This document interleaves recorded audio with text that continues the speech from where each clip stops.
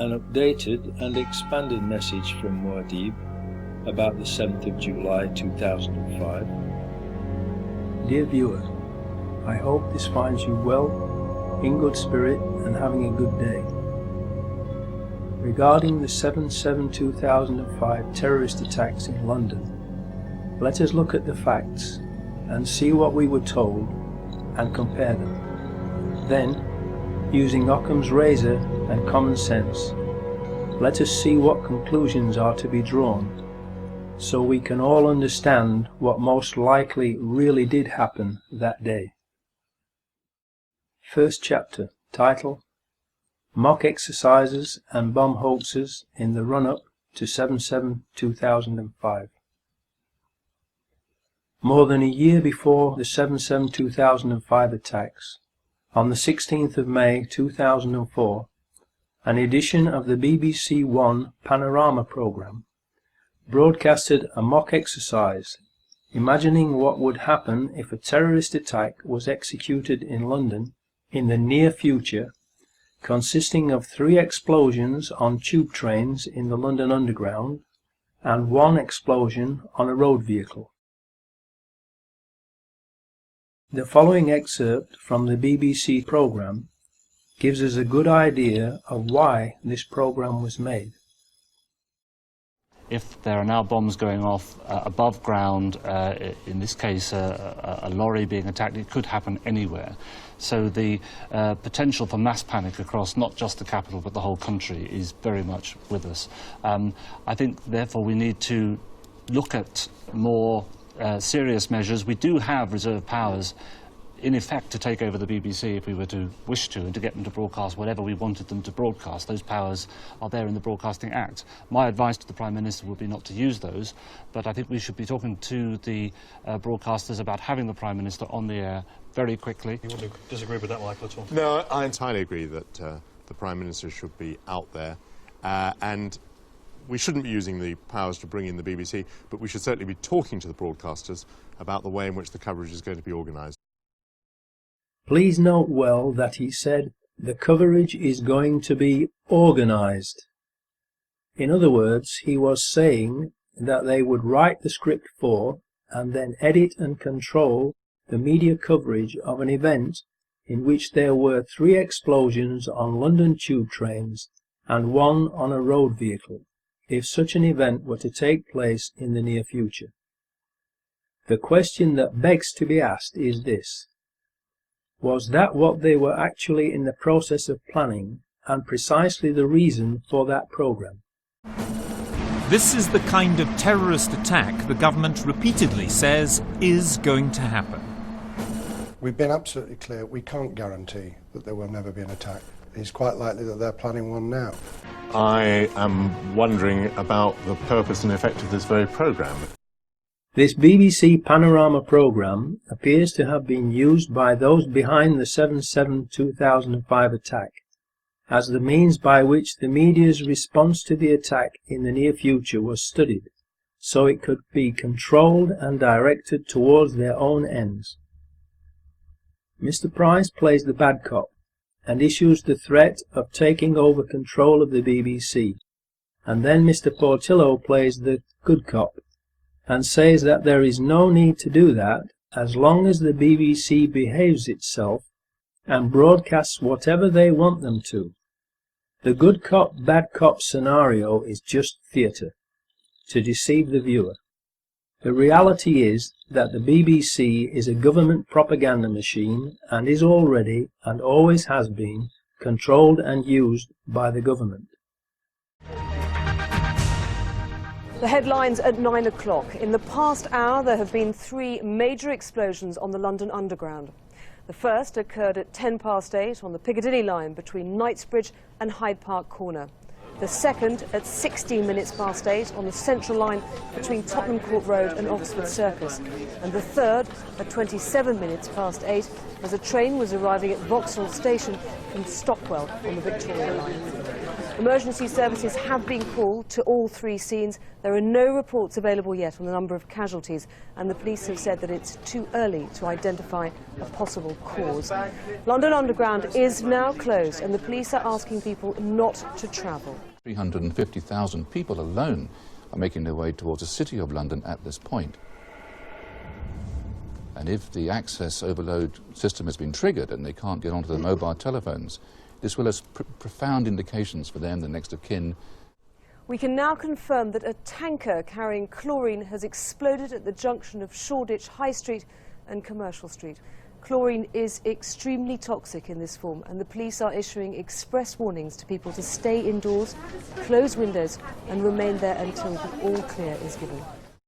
In the days leading up to 7/7/2005, there were hoax bomb scares in Nottingham and Sheffield.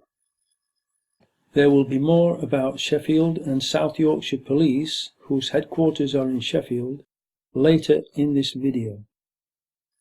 Were these false alarm hoaxes meant not only to cause panic and confusion, but also to lull everyone into a false sense of security and into thinking that the initial reports in London on 7/7/2005 would also be false alarm hoaxes, so people would ignore them until it was too late?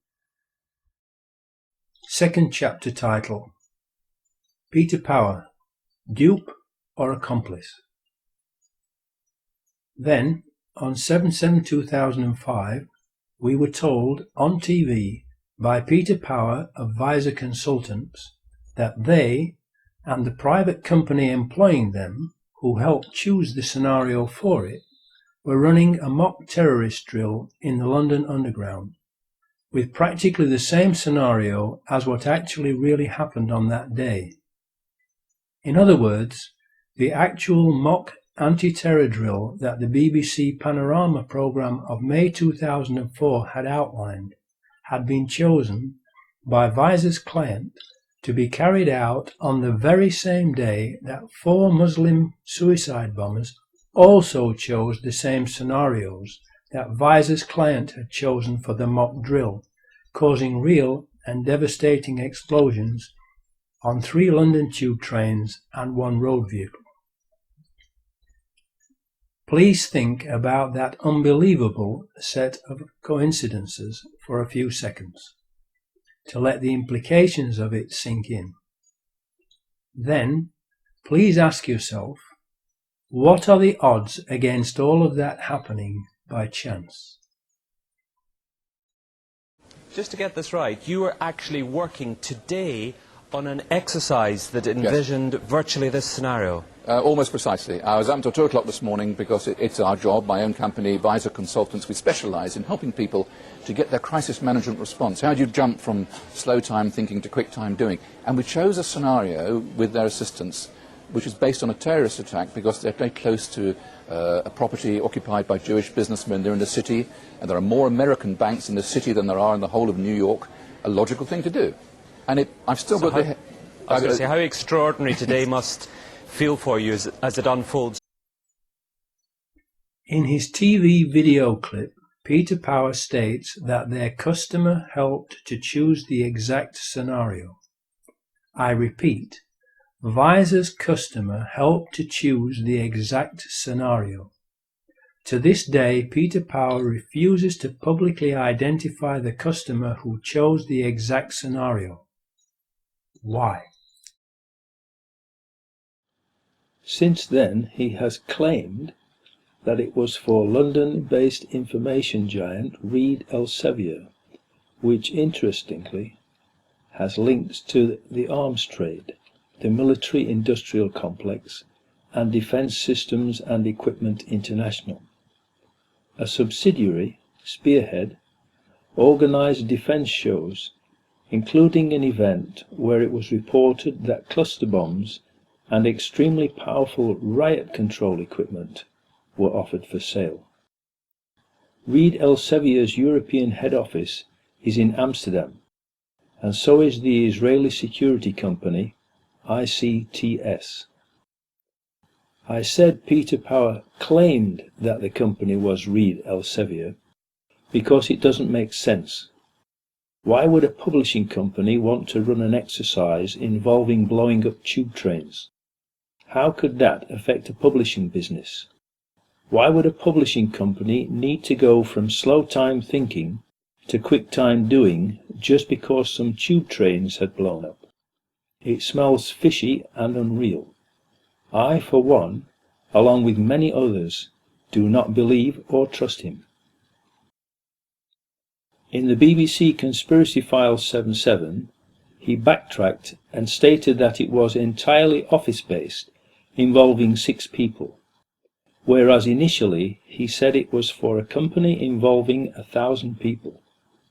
And we sat everybody down in a city, 1,000 people involved in the whole organisation, but the crisis team... We know from other sources that there was at least one live drill being carried out that day, involving lots of people, including policemen. DCI Steve Williams of South Yorkshire Police, all the way from Sheffield, was there, in London, taking part in a training drill that day. It has also been observed that on Luton Station car park CCTV video footage, both on the day of the practice run, the 28th of June, and later on 7/7, there was a dark-coloured Jaguar present in the Luton Station car park that appears to have been the car of their handler. Did the Jaguar's driver provide them with the backpacks? Who was driving that Jaguar? Third chapter title: Foreign Security Firms. Can they be trusted? Verint Systems is the security firm that is responsible for the CCTV surveillance cameras in the London Underground rail network, and it is an Israeli company with approximately 1,000 employees. No CCTV footage of the 4 Muslims boarding the tube trains has been released by Verint, who claim that their cameras were not working. Why? Because the 4 Muslims were not on the tube trains that blew up. Fourth chapter title: The 4 Muslims, actors or patsies? We were also told that the training exercise involved 1,000 people and, of course, amongst those 1,000 people would have to be the 4 people who were recruited to play the parts of the mock terrorists. Therefore, as part of the exercise, they would have recruited 4 young Muslim men to carry 4 backpacks that were to contain mock explosive devices. Who were their Muslim recruits? These Muslim men would naturally buy return train tickets and not one-way tickets, because they would be going home after playing their parts in the training exercise. One of them, the oldest, who would be considered the ringleader of the group because of his age, would have been asked to make a suicide video prior to 7/7/2005, being told it would form part of the training mock terrorist exercise, in order to make the exercise, and possibly a film to be made of it, look as realistic as possible. He would obviously not have been told the details of the whole plan until later, probably when he and the others arrived at Luton on the 7th of July 2005, to make absolutely certain that the scenario of the drill which would take place that day could not be talked about by or to anyone. The second oldest would also be asked to make a similar video as a backup for just in case anything went wrong, and or the oldest pulled out of the drill before the 7th of July 2005. Mohammed Siddiqui Khan's wife Hasina, now his widow, was pregnant and had started bleeding on the 5th of July, 2 days before the bombings took place.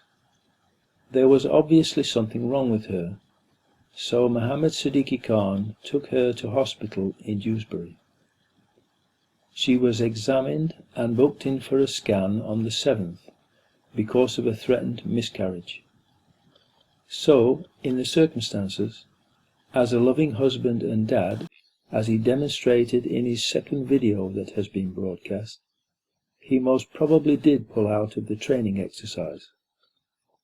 After he had taken his wife home, he said he was going to see his friends, and she never saw him again.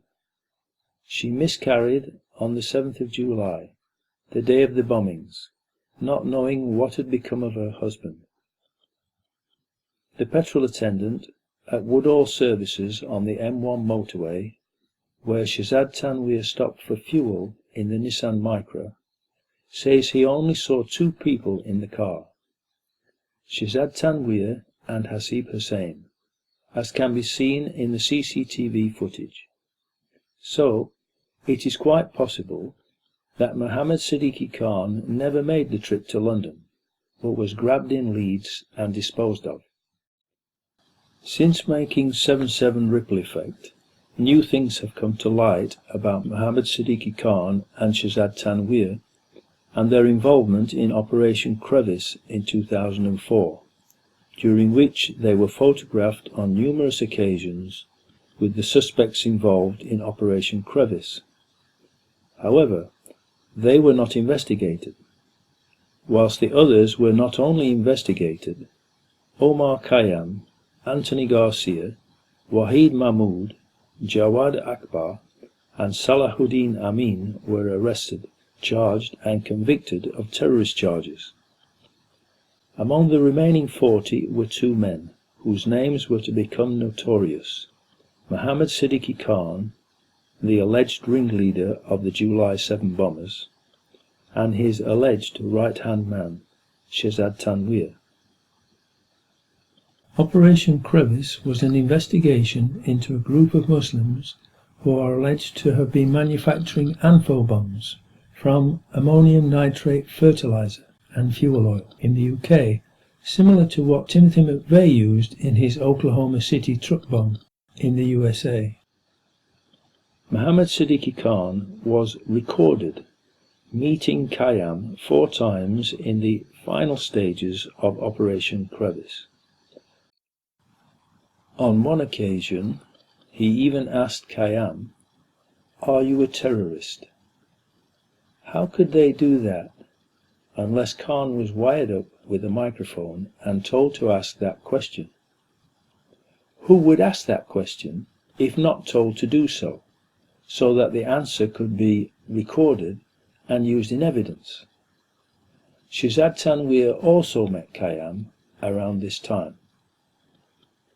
Operation Crevice wound up in the spring of 2004, just around the time that the BBC Panorama programme, London Under Attack, was being made and broadcast in May.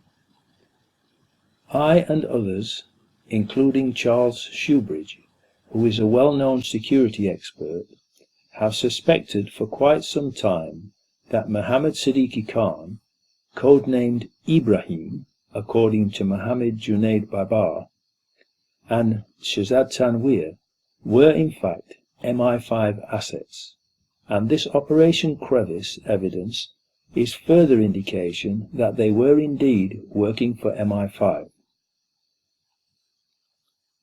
Charles Shoebridge is a writer, broadcaster and independent authority on issues of security, intelligence, terrorism and crime. A graduate of history and politics and of the Royal Military Academy Sandhurst, he served for almost 2 decades until 2000 in diverse frontline policing and military roles, specializing in counter-terrorism and intelligence operations. Prior to his service at Scotland Yard and elsewhere with the Metropolitan Police, he also worked in counter-terrorism as a commissioned officer in the British Army. He has made numerous TV, radio and newspaper contributions, including as one of the host presenters of the critically acclaimed TV series Crisis Command. Well, with me now in the studio, Charles Shoebridge, former anti-terrorist intelligence officer with the police here in London. Is this a big miss by the authorities? Well, I think we've already established, actually, in the panoply of information that's emerged since the 7th of July attacks that suggests that certainly Khan and certainly Tanweer were known to the security services to varying degrees. That has emerged already, but there's no question that this new information, which I think sounds credible, certainly it's the sort of information that is given to police quite regularly about the activities of Islamic extremists and others of terrorist interest, should have added to that picture. And so once again, we're talking about the intelligence game, if you like, of a jigsaw, in effect, putting together all these disparate elements of information to come up with a profile of a person and assess the risk from that person correctly. That isn't what happened in this case. Yeah, because we've got what this man says he did, and there's new information just this week from the United States saying that the US tipped off the British authorities about Mohammed Siddiqui Khan anyway, and then there was the original sort of admission, which came quite late, from the security services here, that they were aware of him and that they'd been following him tangential to another investigation. I mean, it does all mount up, it seems, over time, that there was more and more information there. No, that's right, and I don't think, again, that's a surprise to people who actually worked in the industry, if you like, of intelligence. It was always going to be highly improbable that somebody comes straight out as what the media was calling a clean skin and suddenly becomes a suicide bomber. Well, the media led on by briefings from the authorities. I think that's absolutely right, and there was a good reason for that, I'm sure, which was, from their perspective anyway, which was, of course, if these are clean skins, how can we blame the security services for not having been on their trail?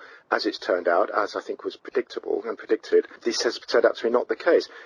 Really, the level of information that was coming in about Khan, particularly if these American reports especially, which now seem to be being backed up by the actual American authorities, not just appearing in an author's book, that they tipped off the British about the specifics of Khan. And this was quite a serious plot in the United States that we were talking about, an attempt to blow up synagogues and so on. The amount of information coming in and the quality of information coming in, the fact that that has been so consistently overlooked, it would appear, by the security service MI5, to me suggests really only one of two options. Either A, we've got a level of incompetence that would be unusual even for the security service, but B, possibly, and this is a possibility, that his man Khan may even have been working as an informant for the security service. It's difficult otherwise to see how it can be that they've so covered his tracks in the interim. Interesting. Thank you very much. The only logical explanation for Mohammed Siddiqui Khan, codename Ibrahim, and Shahzad Tanweer not being investigated as part of Operation Crevice, and asking Omar Khayyam if he was a terrorist, so that it could be recorded as evidence, is that they were working for MI5 and were sent to infiltrate the group and report back to MI5. This would give another possible explanation for the origins of the so-called suicide videos of Mohammed Siddiqui Khan and Shahzad Tanweer, who are reported to have frequently made visits to Pakistan to allegedly visit terrorist training camps. How did Mohammed Siddiqui Khan do that on a schoolteacher's pay? The most likely explanation now is that they were asked to make those videos by MI5 to give themselves some credibility with extremist Muslims and the terrorist training camps, so that they could more easily infiltrate them for MI5 and MI6, who would be financing them and their trips abroad. The same videos could then have been edited and used by the authorities after the 7/7 attacks to try to frame them. People in Beeston who knew them said that they looked younger in those videos than they looked in 2005, and that they did not talk like that, and the movement of their lips did not synchronize with what they were supposedly saying in the videos. Survivors and family members of the deceased have quite rightfully asked why MI5 did not arrest Mohammed Siddiqui Khan and Shahzad Tanweer as part of Operation Crevice, and thus prevent the 7/7 attacks from happening and save everyone who was affected by 7/7 from being murdered, maimed, injured, bereaved, or traumatized. The only logical answer is that they were British patriots working for MI5 all along. and then, when they had outlived their usefulness and knew enough to be a liability to MI5, especially if their cover was blown by Operation Crevice, they were set up as patsies and eliminated.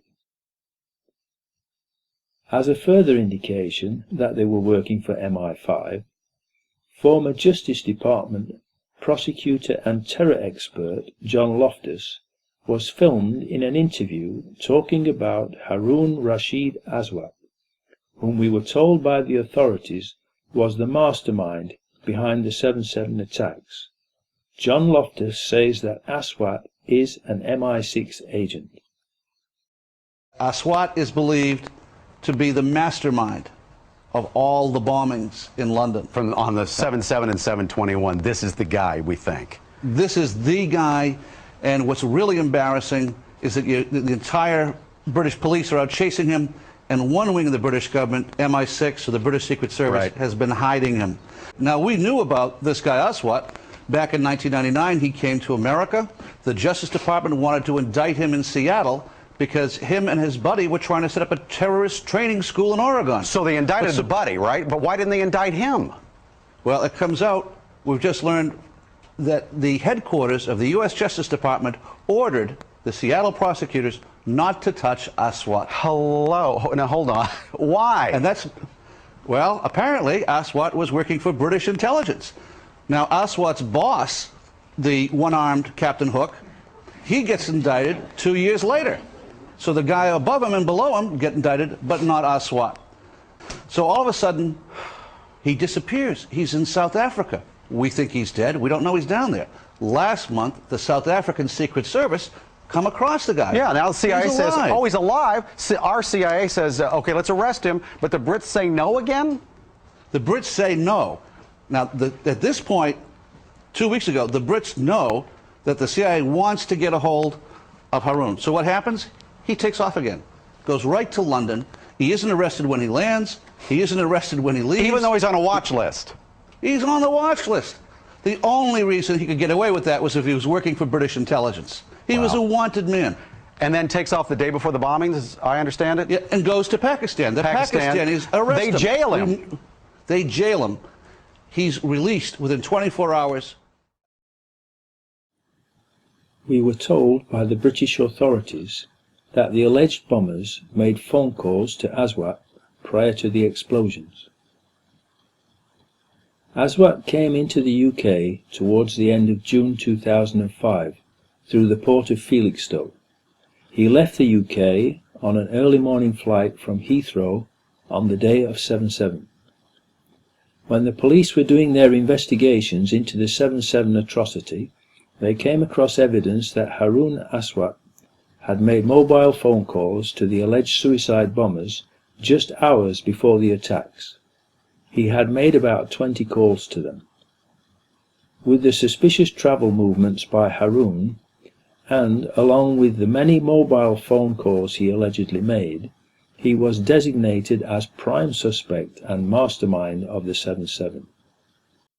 It was at this point that he was traced to South Africa, Zimbabwe, and watched until he tried to cross the border to Zambia. He was arrested.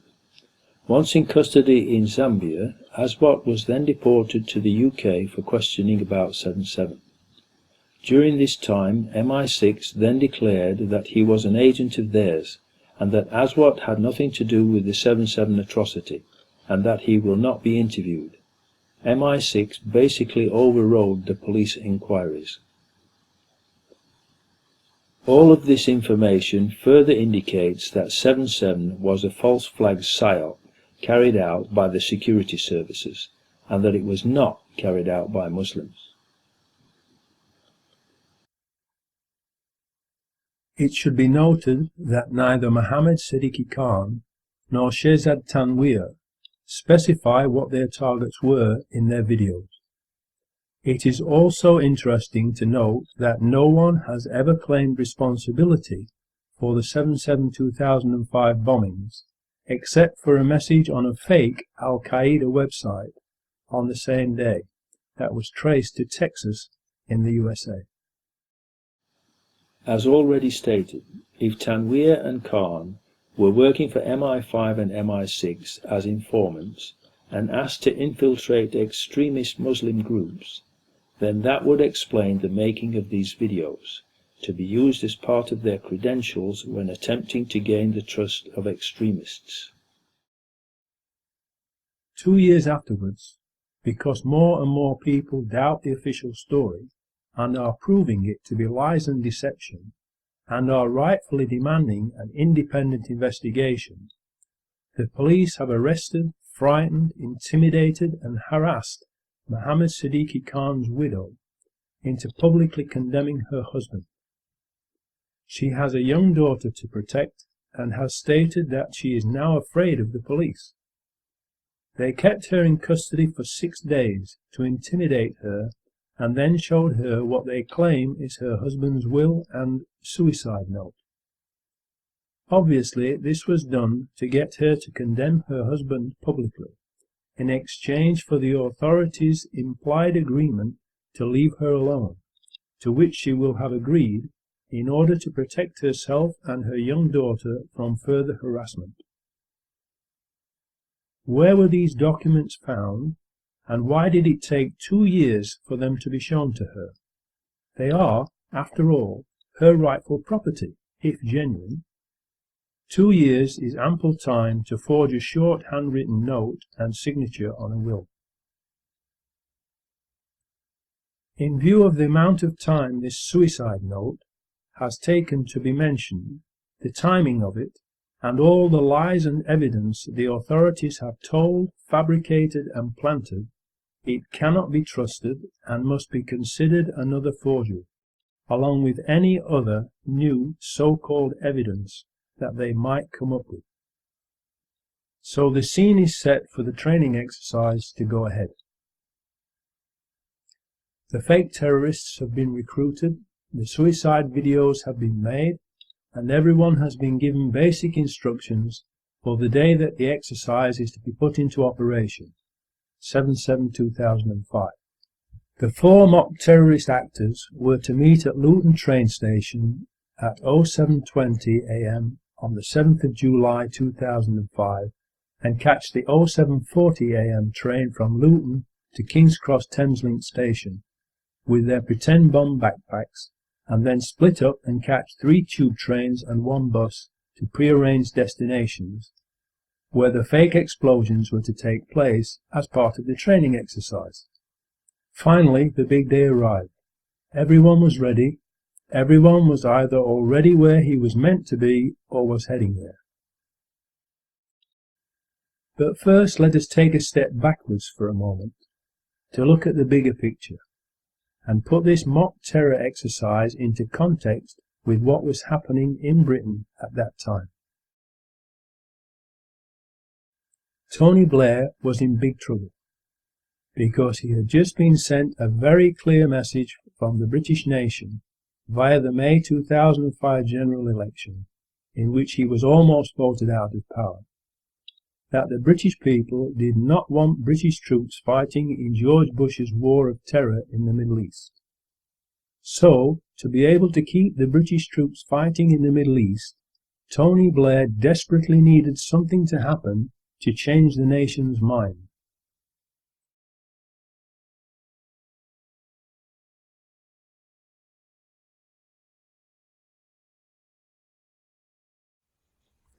Gleneagles. Tony Blair, George Bush, G8 meeting. Agenda of addressing world poverty, forced on them by Live 8 concerts around the world, but not for long. Their lucrative, evil, phony and very unpopular war on terror, which is really a war of terror, will promptly return to the top of the agenda with 4 big bangs. No time for the poor. The rich have lots more money to make and people to murder. Meredith Hughes, the Chief Constable of South Yorkshire Police, based in Sheffield, was also the head of the Association of Chief Police Officers, ACPO, and he was in charge of the policing of the G8 meeting in Gleneagles on the 7th of July 2005 and played a leading role in the national response to the 7th of July 2005 London bombings.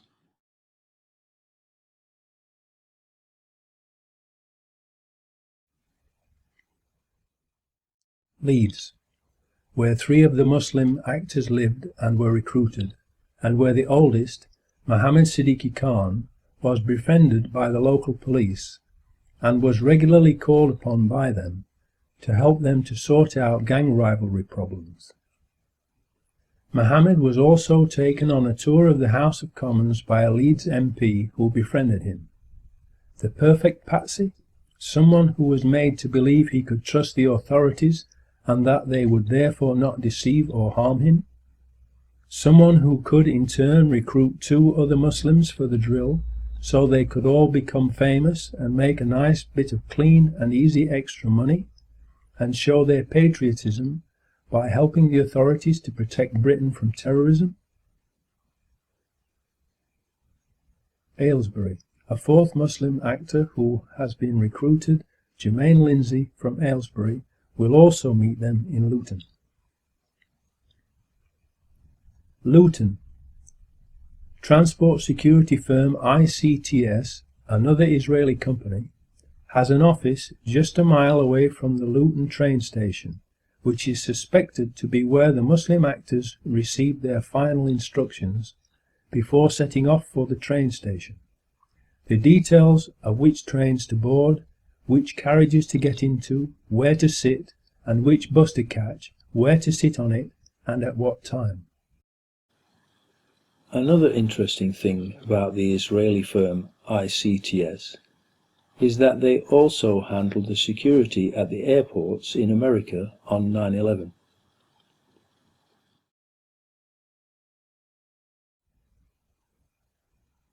London.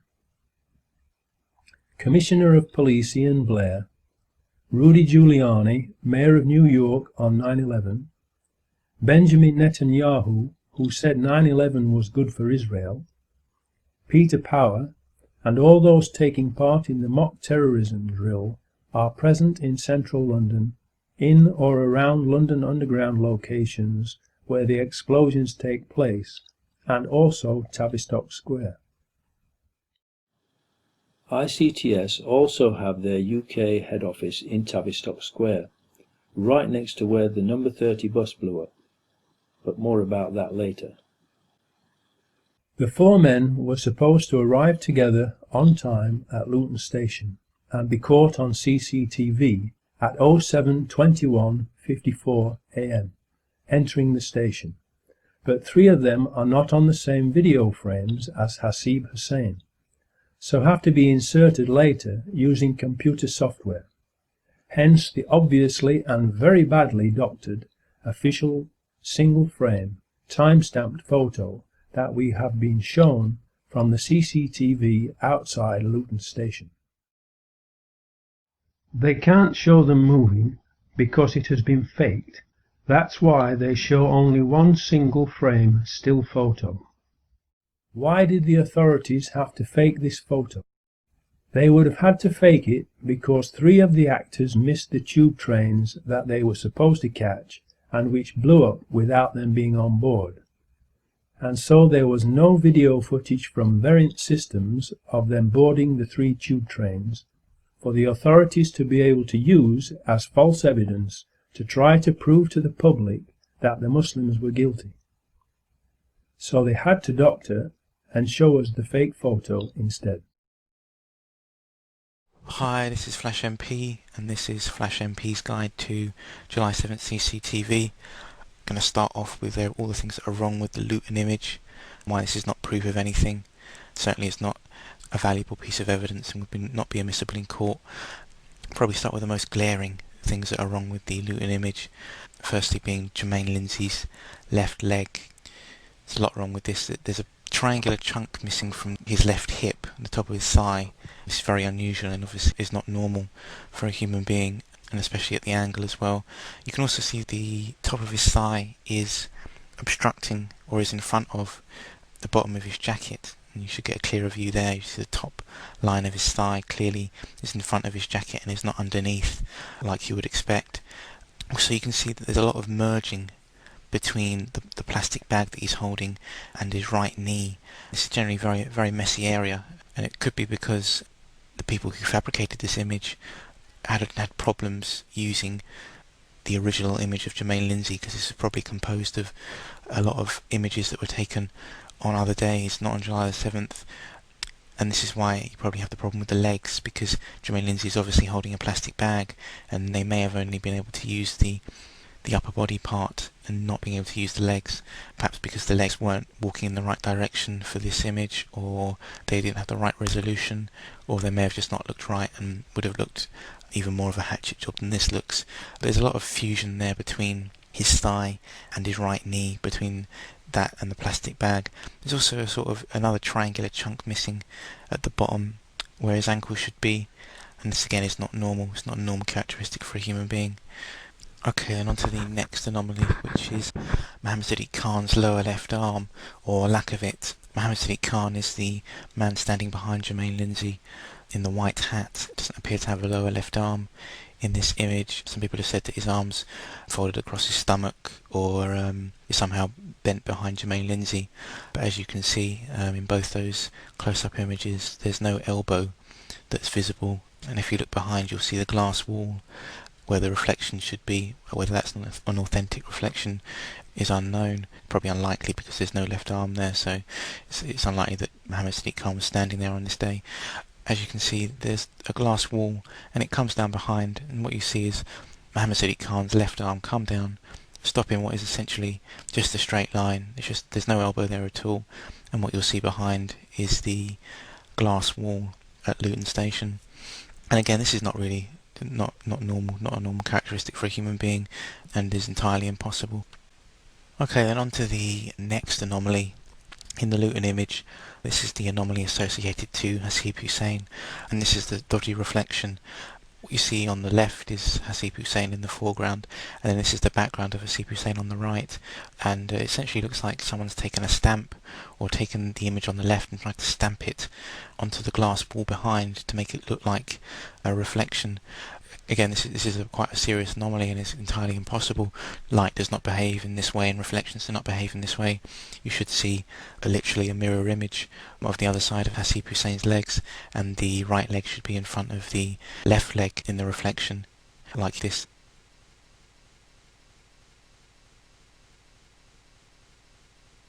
Okay, then let's move on to the next anomalies in the Luton image. The next anomalies are associated to Shazad Tanweer, who's on the furthest right in the image, in the dark hat.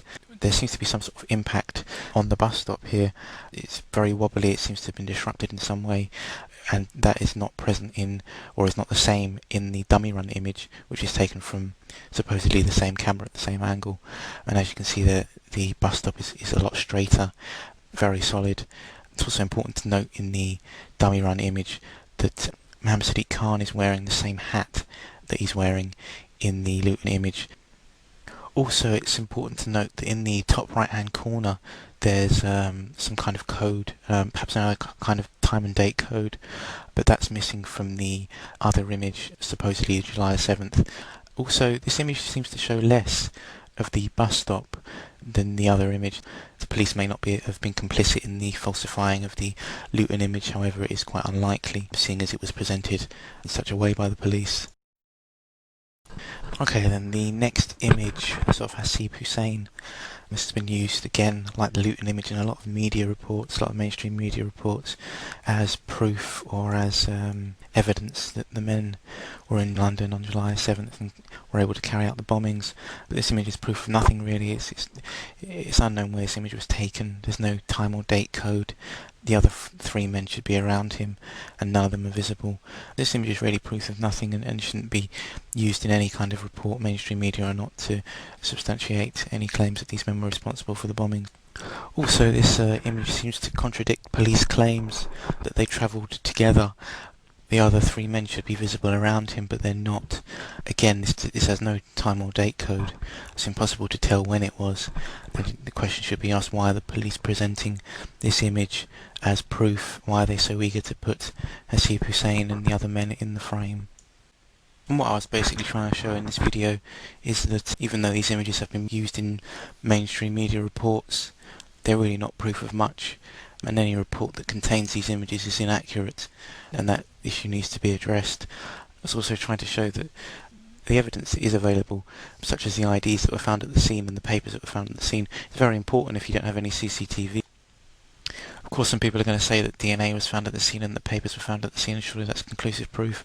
It's not impossible to plant DNA at a scene. It's not impossible to plant small fragments of flesh and bone at a scene. It's not difficult. It's definitely not difficult to plant IDs, especially as there are anomalies in the way the IDs were found as well. It's not impossible. Why do the images of the three on the right look blurred when compared to Hasib Hussein on the left?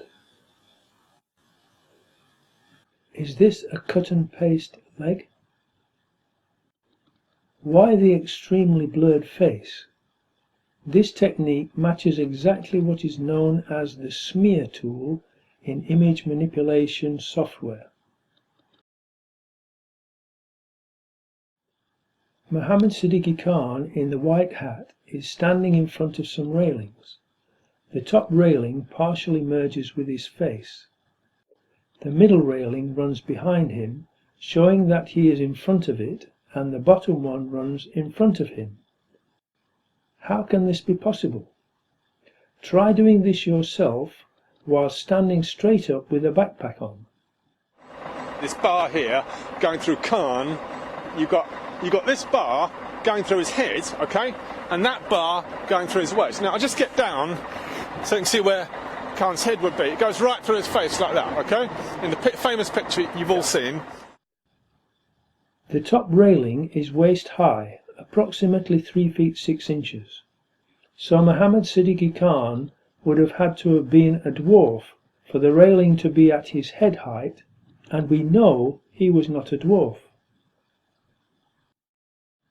Please note the difference in clarity between the trial run pictures on the 28th of June 2005 and the 7th of July 2005.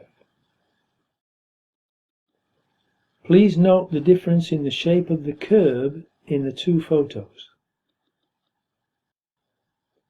This image has clearly been fabricated, possibly by our intelligence services or police, in order to frame these four patsies. Lots of video experts have analysed this Luton Station photo and all agree that it has been fabricated, which is a criminal offence. The fact that it has been fabricated would have any case brought against the alleged bombers thrown out of court, and the fabricator arrested for attempting to pervert the course of justice, which, as I know from my recent experience, carries a maximum life sentence. Remember what Michael Portillo said on the May 2004 BBC Panorama programme. The coverage is going to be organised. So far, they are apparently running according to the training exercise plan and on schedule.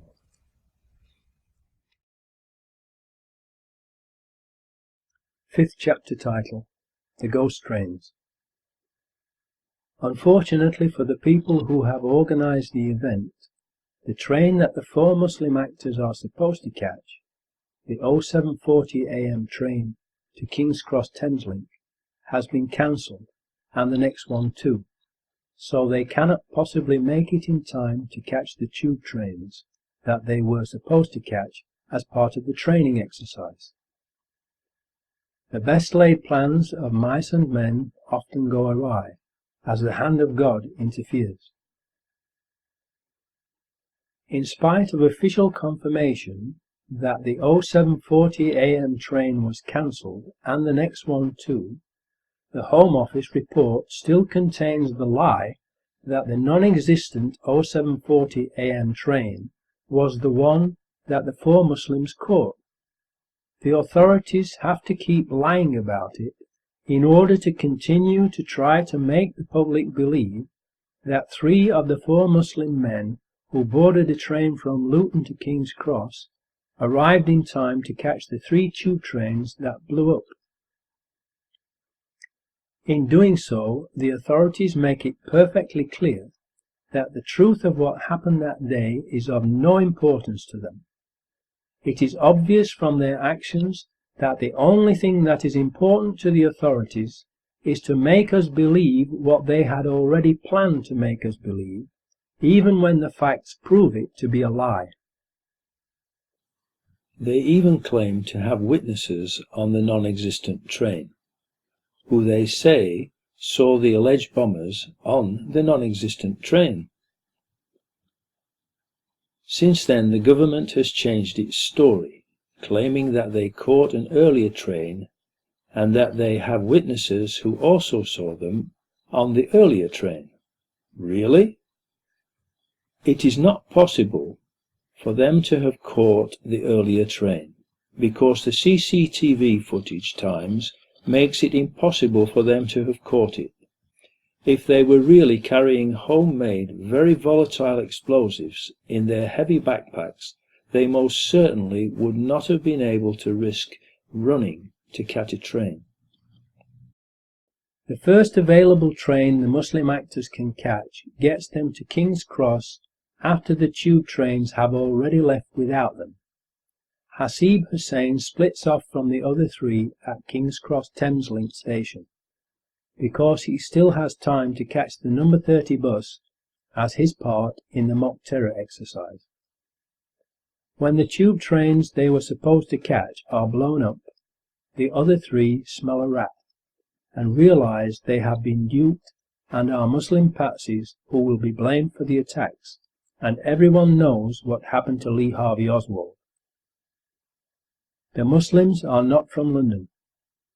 Their homes are many miles away, and so they are like fish out of water, and have no idea what to do or where to go and hide.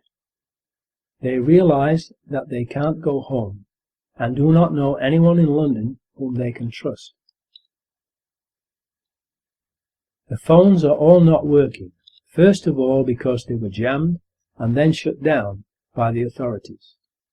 So they cannot phone anyone to tell them what has happened. What can they do to prevent themselves from being wrongly blamed for the explosions? What would you do in that situation? On one of the early TV news broadcasts that day, a newsreader announced that a report has come in that 3 of the terrorists involved in the bombings had been shot and killed by the anti-terrorist branch of the police at Canary Wharf in the Docklands area of London's East End. It was also broadcast on BBC Radio 5 Live. The announcement was made only once and never repeated for obvious reasons. How could suicide bombers possibly have survived the tube train bombings and then been in the Docklands to be shot? In a New Zealand Herald newspaper article, it says that 2 people were shot dead outside the HSBC building, and in Canada's Globe and Mail newspaper, only 1. There is another newspaper report that the police shot a suicide bomber outside the Credit Suisse First Boston Bank, which is approximately 1,400 feet or 467 yards away from the HSBC building, measured door to door. The 2 buildings are very different in both shape and size, and 467 yards apart, and thus they are not easily confused with each other. Police were yesterday probing reports a man had been neutralized outside Canary Wharf. It is believed the man was shot dead by police marksmen outside the Credit Suisse First Boston Bank, South London Press. Tell me, the rumours that a police sniper shot dead a suicide bomber at Canary Wharf, do you know anything about that? That means that the police shot and killed at least 3 suicide bombers in Canary Wharf on 7/7/2005. How could suicide bombers, who were supposed to have blown themselves up on the 3 tube trains, have survived and been shot dead at Canary Wharf?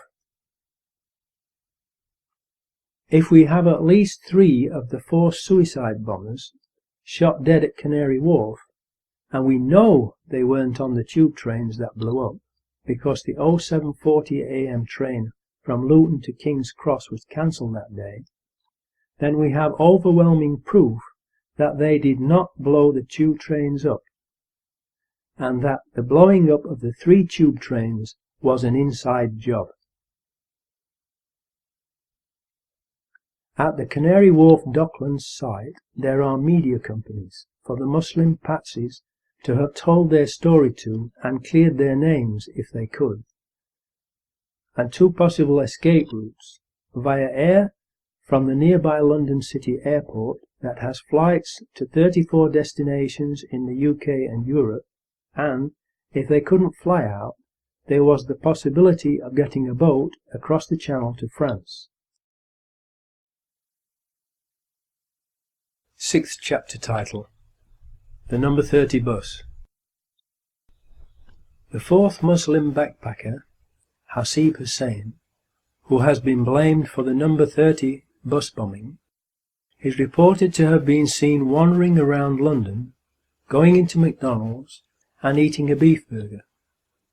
He is reported to have tried unsuccessfully to contact the other 3 by phone on Euston Road outside King's Cross at 08:55 AM, but the phones were not working because they were first of all jammed and then shut down by the authorities. If these young men were truly suicide bombers who were supposed to have blown themselves up, why would he be trying to phone dead people? However, if they were merely actors playing the part of mock terrorists in a training drill, then trying to phone them would make more sense. What happened to him? He was the youngest of the 4, only 18 years old, and described, by those who knew him, as a gentle giant. Therefore he was possibly the least worldly wise, and he was also on his own in a strange city and a long way from home. He might not have realized he was in danger of being framed as a patsy, believed all the chaos around that part of London was just part of the mock terrorism exercise that he was part of, and so just continued with his assigned role, which was to board a certain double-decker bus at an appointed time and sit at the back of the top deck. A double-decker upon which a large advertisement for a play had been placed on one side, reading, "Outright Terror, Bold and Brilliant." Please think about that sign on the side of the bus, and the sick minds of the people who planned the attacks. Now this is where it gets weird, because we are told that Hasib Hussain started from King's Cross Thameslink station, and was seen on a number 91 bus travelling west along Euston Road to Euston Station, where he caught the number 30 bus that would have then travelled east, back along Euston Road, retracing his steps, back to where he started from at King's Cross, if it had not been diverted into Tavistock Square.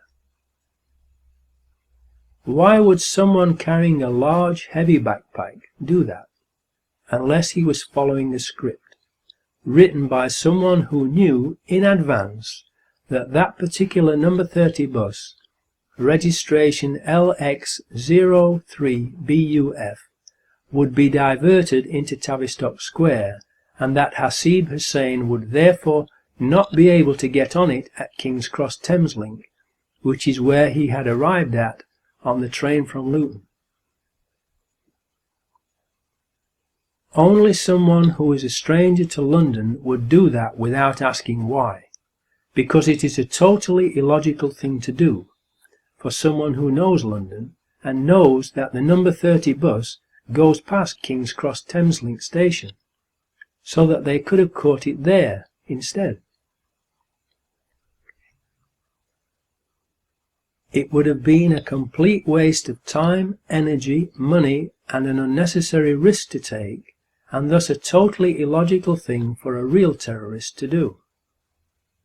It now gets unbelievably weird, because the number 91 bus that Hasib Hussein is reported to have taken from King's Cross along Euston Road to Euston Station to board the number 30 bus, registration LX03BUF, that got diverted into Tavistock Square, actually goes to Tavistock Square.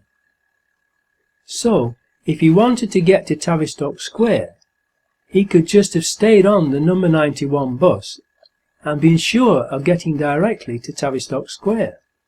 The number 91 bus route goes from King's Cross to Tavistock Square.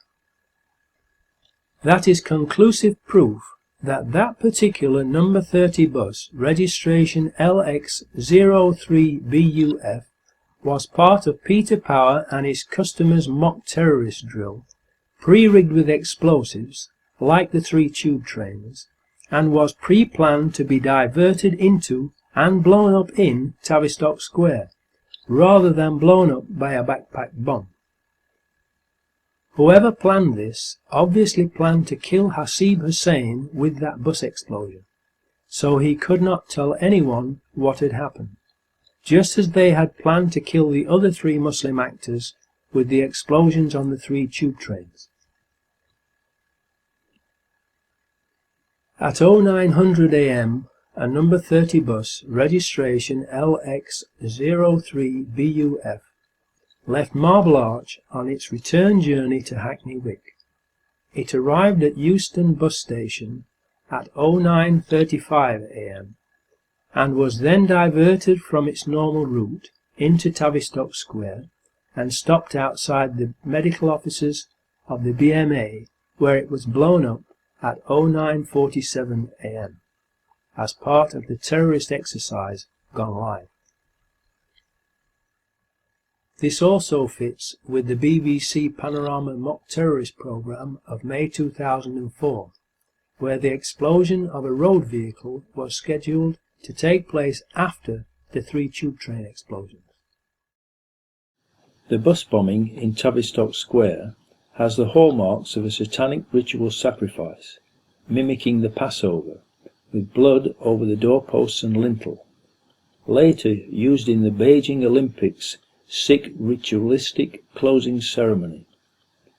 Tavistock House is where the infamous Tavistock Institute, that initiated the dark art of mind control and psychological warfare against the British people, was founded.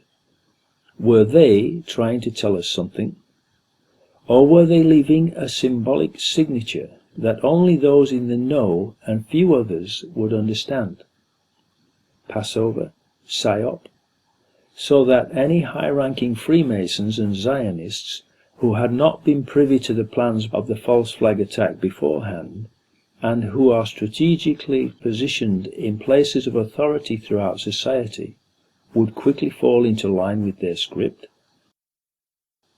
Notice the roof comes off the bus and the 13 umbrellas representing the 13 people they claim died on the number 30 bus in Tavistock Square. Having now had the opportunity to actually visit Tavistock Square after being extradited to England, I have found out that the Israeli company ICTS's UK head office is in Tavistock Square, actually in Tavistock House, right in front of where the number 30 bus blew up. In fact, if the explosion on the bus had blown forwards instead of backwards, everything would have literally landed on their doorstep, South Entrance D. So, they had a front row seat from which to watch the explosion, perhaps even to have detonated the explosives from there as well. How fortunate for them that the explosion was at the back of the bus, close enough to watch it without getting hurt by it.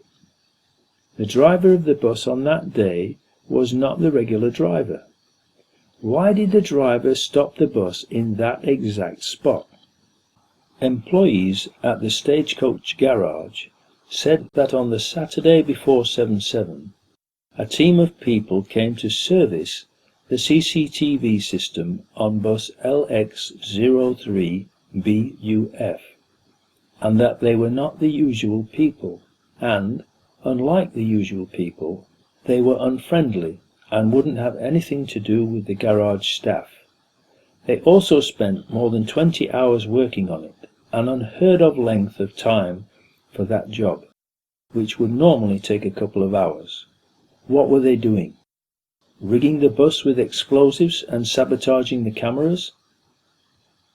There is a photo showing what appears to be an angle grinder cut, as though the bus was cut ready for the roof to blow off.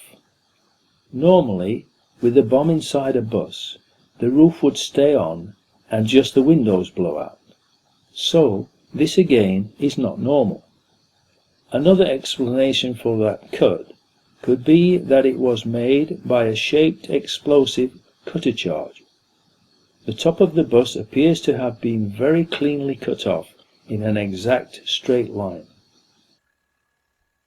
A white van from a demolition company called Kingstar is seen and photographed parked at the side of the bus immediately after the explosion, and a mysterious witness, Richard Jones, gives an account of what he says happened to the bus on camera, which is something that normally would not be allowed by the police unless it was part of a film training exercise. Then, after a spate of very contradictory TV and newspaper interviews within a very short space of time, that makes sure everyone now believes the explosion was caused by a suicide bomber on the bus, Richard Jones disappears from view. However, and of particular interest, some newspapers, including the UK's Sunday Mail on the 10th of July 2005, reported that Richard Jones served an apprenticeship at an explosives factory in Ayrshire. Richard Jones' statements about the suicide bomber are very suspicious for two reasons. First, because they are so inconsistent and contradictory that they are not believable. And second, because criminals usually accuse someone else to divert attention away from themselves. Is that what Richard Jones did? He says that he and 11 other people got off the bus just before it exploded. Were the 12 of them a team, with the other 11 there to cover up what Richard Jones was doing as he planted a bomb? Another strange statement he made to the Sun newspaper, reported in the 8th of July 2005 edition, is that he got off the bus because he had reached his destination. How could he possibly have reached his destination on a bus that had been diverted from its normal route, unless he was part of the mock terrorism exercise team and got off the bus as planned in Tavistock Square after planting a bomb just before it was detonated? Does he work for Kingstar? Kingstar, whose white van was parked next to the bus, is a company that specialises in controlled demolitions, and Richard Jones said he served an apprenticeship at an explosives factory in Ayrshire. Was the Kingstar van there as part of Peter Power and his customers' training mock terrorism drill to supervise the mock explosion that became real? Kingstar took part in the BBC Two hit piece Conspiracy Files 77 and stated that the back of their van was caved in and needed to be repaired. When the explosion happened, the back of the doors got caved in and the roof was dented through, for whatever reason, I'm not sure, but something hit the top of the roof. But if you inspect the photos taken on 77, there is no sign of any damage to the van. Even the relatively fragile plastic rear lights are intact, so it appears that their statements cannot be trusted. If Hasib Hussain was supposed to have been on that number 30 bus, registration LX03BUF, how would it be possible for him to get the exact bus that would get him to one of the 4 locations where the mock terrorist exercise would be taking place when that bus was diverted from its normal route to Tavistock Square, unless he had been recruited to play the part of a mock terrorist and told exactly which bus to get, where and at what time by the people who organised the mock terrorism exercise and who knew the bus would be diverted to Tavistock Square.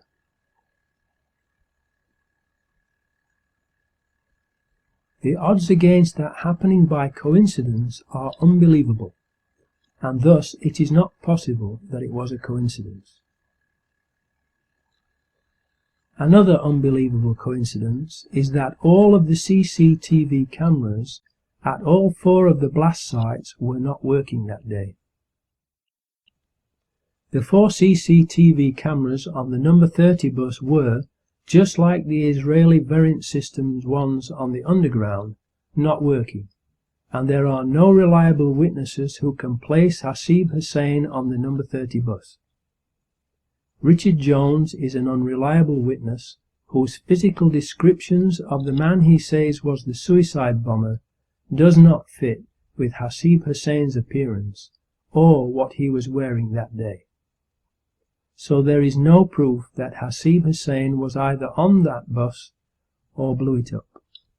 Even so, he has been tried and wrongfully found guilty of blowing up the number 30 bus by the government-organised and controlled media machine, without a shred of real evidence.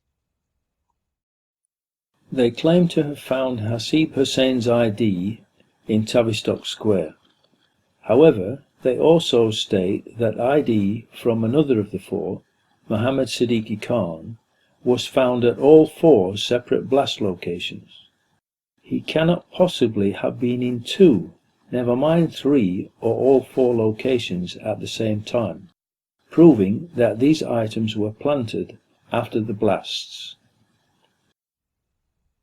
How could their IDs have survived suicide bomb blasts? Millions of people are aware of the magic fireproof Mohammed Atta passport that was planted at the World Trade Center on 9/11.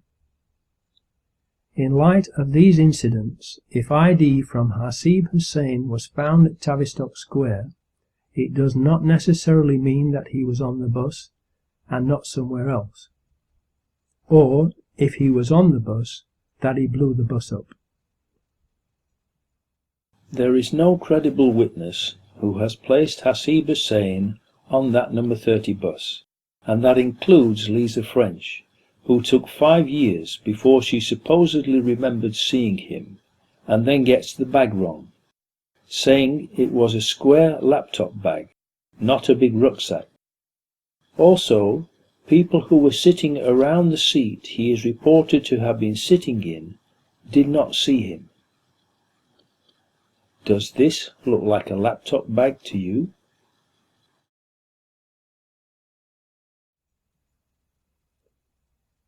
What has happened to the presumption of innocence, and being considered innocent until proven guilty and convicted by a jury of your peers in court, that has always been the mainstay of British justice? The most likely case is that the number 30 bus had been pre-rigged with explosives during its previous service, when the CCTV cameras were disabled. The CCTV systems on stagecoach buses are normally either the Israeli company Variant Systems RP12001 or Timespace X200. A witness, Richmal Marie Oates Whitehead, aged 35, who worked at the BMA in Tavistock Square and was hailed as a heroine for her actions during the London bombings, said she heard 2 explosions on the bus.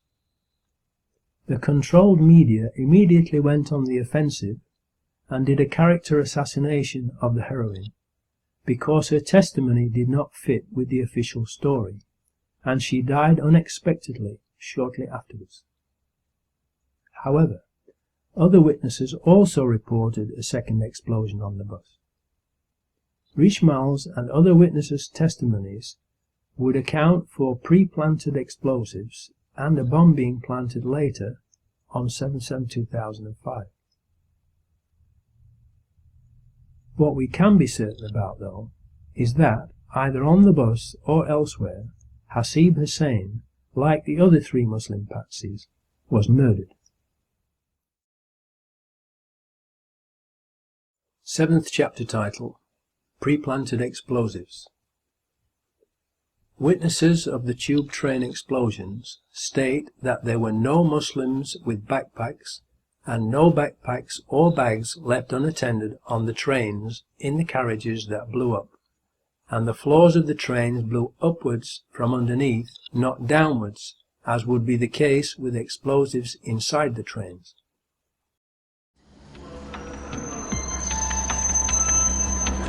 I just got on the train, sat down reading the newspaper about us getting the Olympics in 2012, and I've had quite a good feeling about everything.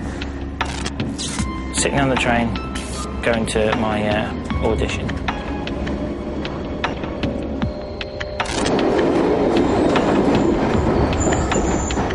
Must have been not much longer than 30 seconds. All of a sudden, it didn't feel like I was on the train anymore. Something was very, very different. It was very strange. I had this very heavy feel to it, this very heavy kind of not of this world feel to it. As I was getting off the train, I noticed that there was a hole, and the hole was as if there was a bomb or the explosion had burst up through the floor of the train, and that was just about there.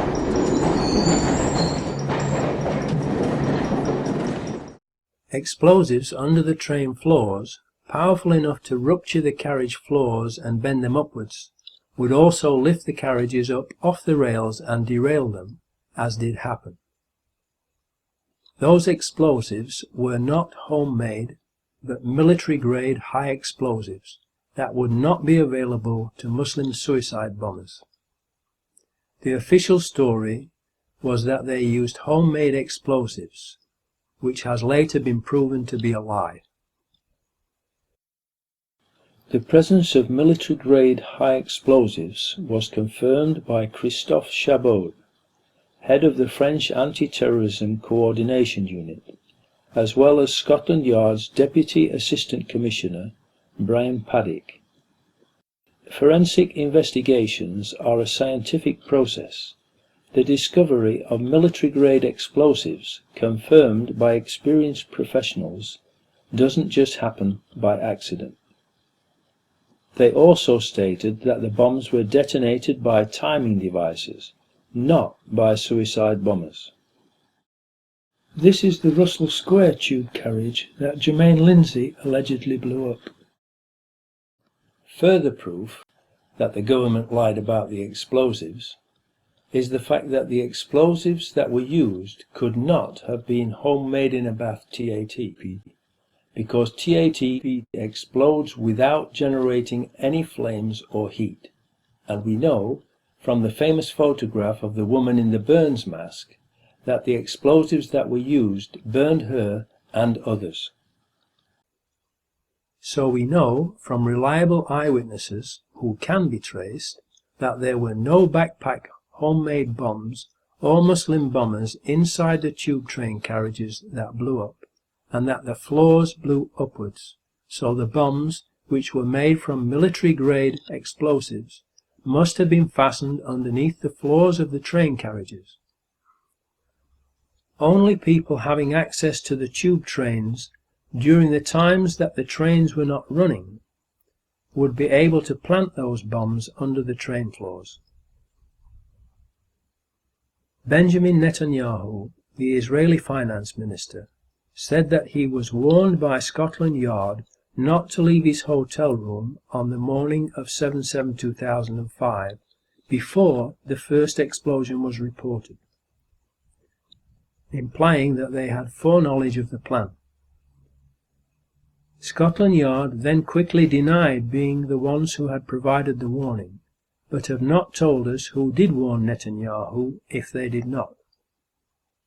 Why was Benjamin Netanyahu warned, but not the British people who pay their wages and whom they are paid to protect? Was it because it would have spoiled their evil plan to murder British people, to change the nation's mind about British troops fighting in the Middle East? 2 weeks later, the head of the Israeli Mossad, General Meir Dagan, said that he had warned Benjamin Netanyahu at 08:40 a.m. on 7/7/2005, 10 minutes before the first blast occurred. How did he know what was going to happen in London if Scotland Yard did not warn him? Did he wait to warn Benjamin Netanyahu until it was too late to warn the British people, so as not to spoil their evil plan? Was the London bombing a covert MI5 operation, or an Israeli Mossad operation, or a joint operation by both of them? The British people have the right to know. Tony Blair said on the day of the explosions that we know that these people act in the name of Islam, when there was no proof whatsoever of who had done it, therefore indicating he possibly had foreknowledge of the plan and who they intended to blame and the reason why they were going to blame the Muslims. As proof that this was a slip-up and needed covering up, look at how the BBC later falsely reported his actual words, giving further proof that the BBC is a government propaganda machine and the coverage was organised, exactly as Michael Portillo said it would be in the BBC Panorama programme in May 2004. Later that same day, Ephraim Halevi, a former head of the Israeli Mossad, wrote in an article published on the Jerusalem Post website at 18:10 p.m. London time that the attacks had been carried out simultaneously with near-perfect execution. How did he know they had only been near-perfect? How could he have known what the perfect results should have been in order to know that the actual results were not perfect, unless he was in on the plot? How many more people had they intended to murder in order for it to be considered perfect execution? How did he know, at least 2 days before the London authorities released the information on the 9th of July, that the bombs were detonated simultaneously, unless he was in on the plot? As proof that this too was a slip-up, the Jerusalem Post article in question was completely removed from their website after people began to ask similar questions. The following day, Police Commissioner Ian Blair also made a slip-up on camera and said that there were 4 miserable bombers, and then very quickly corrected himself, showing that he too possibly had foreknowledge of the plan to use 4 Muslims as patsies. If London could survive the Blitz, it can survive 4 miserable bombers like this. I'm not saying there are 4 bombers, 4 miserable events like this. We are told that the first reports were of an electrical power surge that occurred, and then later we were told that there were bombs that exploded on the tube trains and that it was an Al-Qaeda terrorist attack, with Muslim suicide bombers carrying backpack homemade explosive devices onto the tube trains. A couple of weeks later, a Brazilian contract electrician is brutally and publicly murdered on a tube train, and again we are told lies by the police and media about him. He was a contract electrician. For whom had he been working, and what had he been working on in the days leading up to the 7th of July 2005?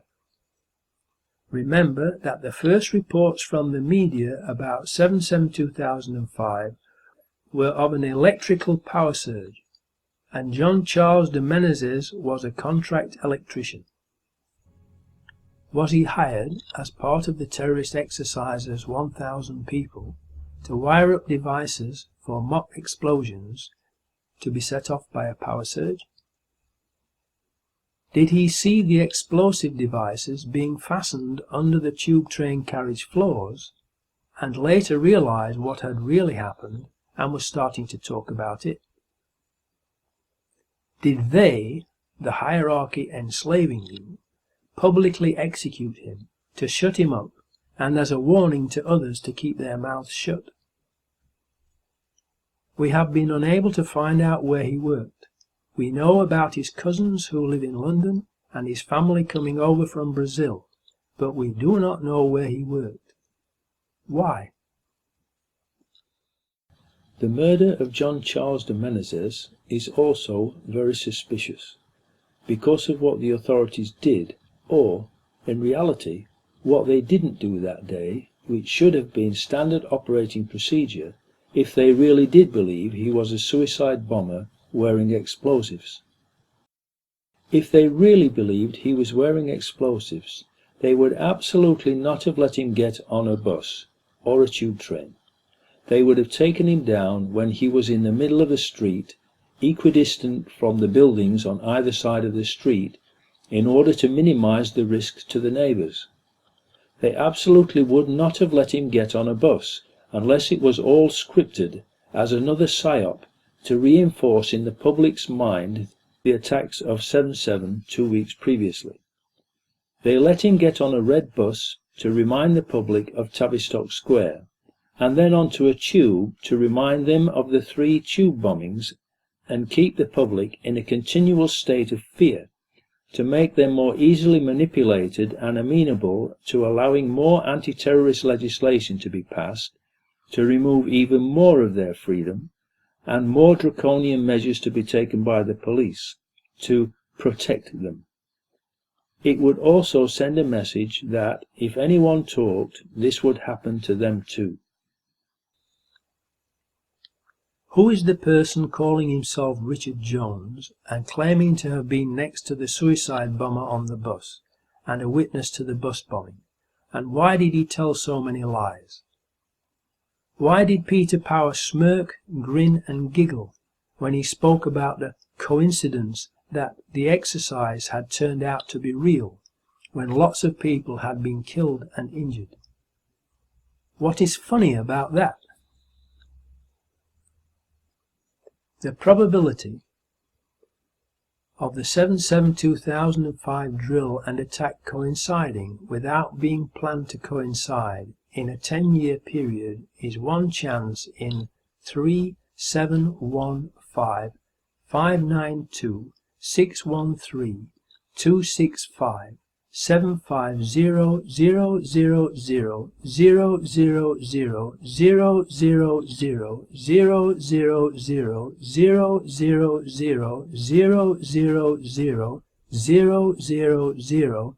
371559920000000000000000000000000000000000000000000000000000000000000000000000000000000000000000000000000000000000000000000000000000000000000000000000000000000000000000000000000000000000000000000000000000000000000000000000000000000000000000000000000000000000000000000000000000000000000000000000000000000000000000000000000000000000000000000000000000000000000000000000000000000000000000000000000000000000000000000000000000000000000000000000000000000000000000000000000000000000000000000000000000000000000000000 I wonder why the media aren't investigating the drill.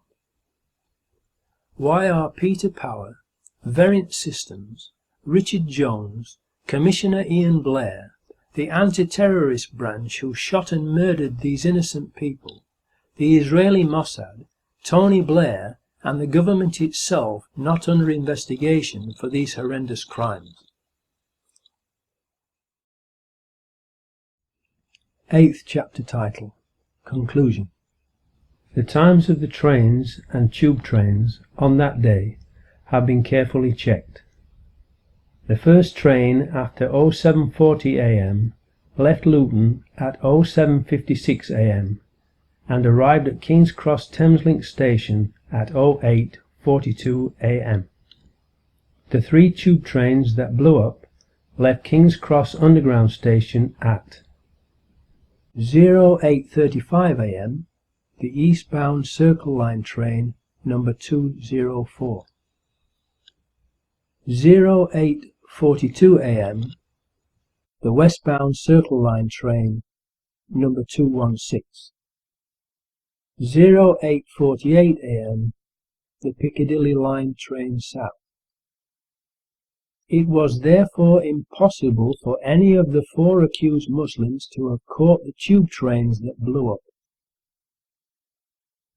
If we have at least 3 of the 4 suicide bombers being shot dead at Canary Wharf, and we know they weren't on the tube trains because the 07:40 a.m. train from Luton to King's Cross was cancelled that day, and the photo of them outside Luton Station at 07:21:54 a.m. is a fake, and that Hasib Hussain was part of the mock terrorism exercise, then we have overwhelming proof that the 4 accused Muslims were patsies and are innocent, and that it was an inside job, and that, like Lee Harvey Oswald, they too have been murdered to silence them.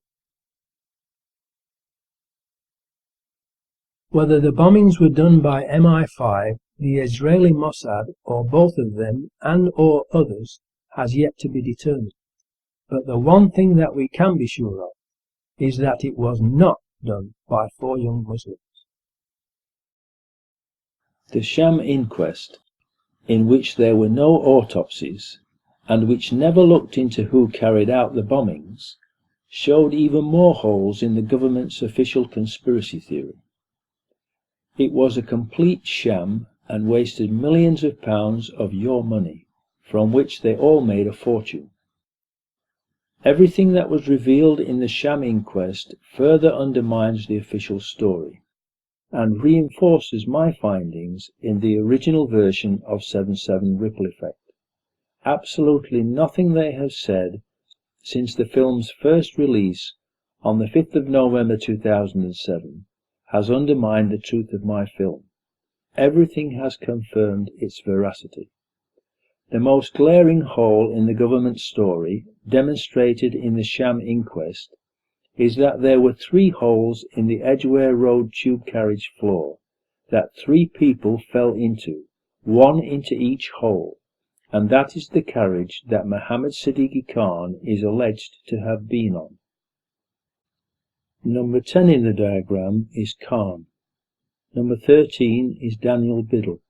Number 16 is John Tulloch. Please notice that Khan is not near the blast location in the police diagram above. This gets clarified and resolved at the inquest. At the inquest you've got 3 major holes in the floor, and one of them is about 10 or 15 feet away from the other 2. And these are huge holes, and in all 3 of them somebody falls into the hole. That's the amazing thing. Right. And they describe falling into the hole, but with one of them, the person falls in and is stuck there and dies. And the other 2 they managed to get out again. So we've not only got 3 holes, but we've got accounts of 3 different people falling into those 3 holes. And the position where they put Khan is supposed to be at Edgware Road, is nowhere near any of those holes. He has to be located. He's the one who last week we suggested wasn't even there. He wasn't even there, no, of course. Okay, so he was put on a bunch of 4 seats by himself. They have no one else sitting. No one else sitting around him because they don't want any witnesses to be questioned, saying no, I didn't see Khan, and no, I'm not blown to bits. So they have him sitting by himself with the rucksack. Has to be on his lap because that's Biddle's account, Danny Biddle, and he so he pulls a cord. And if you did that, you wouldn't make a hole in the floor at all. But in any case, the 3 huge holes in the floor are nowhere near Khan. So you wouldn't make 3 holes in the floor? Certainly not. 3 holes in the floor clearly shows a bomb, a blast underneath the train. That's the key thing. Let me emphasise that in all these train stories, the most haunting, horrific factor that keeps reappearing is people with legs and feet blown off. This is what the government and the media totally ignore throughout this inquest, just as they totally ignored it back in the 2006 Greater London Assembly hearing. They kept hearing the haunting things. Oh, how come my leg's blown off? How come my foot's missing? What we actually need is a map of the train showing everyone with legs and feet missing. Right. That would give you a kind of diagram. I think you'd find rather long areas down the centre of the train. You wouldn't find it, as it were, from the centre. So suggesting that there was explosives planted underneath the train. Yeah. Speaking of the Edgware Road, during my extradition journey to Belgravia police station, I was driven down Edgware Road by 3 SO-15 anti-terrorist branch officers, and it was full of Muslims, Muslim shops and businesses, and Muslim people shopping and milling around. Ask yourself this: why would a Muslim suicide bomber want to risk blowing up Muslims? How would that advance his cause? In fact, why would Muslims want to blow up anyone in London when Londoners had been demonstrating in vast numbers against the war in the Middle East? It would be absolutely counterproductive. Who gained from it? Certainly not Muslims. The military-industrial oil complex, the weapons manufacturers, the oil companies and the Israelis all gained from it. The Muslims did not. Back now to the sham inquest. There were no autopsies. The incredible timing of the De Boer contract for the mortuary needs to be mentioned here in relation to the bombings. Based in Northamptonshire in the UK, the company De Boer had already completed several contracts for the Metropolitan Police. The De Boer team spent months visiting permanent mortuaries and attending meetings with London Resilience to suggest a suitable structure and interior design. 6 months later, on July the 6th, 2005, a document arrived at De Boer's UK headquarters, finalising what had been agreed for a future crisis response. Within 24 hours, the plan was being realised and implemented, with the creation of a temporary mortuary in the grounds of the Honourable Artillery Company near Moorgate Underground Station in central London. Source: London's response to 7/7, David Donegan, Office of the Strategic Health Authorities at an NHS.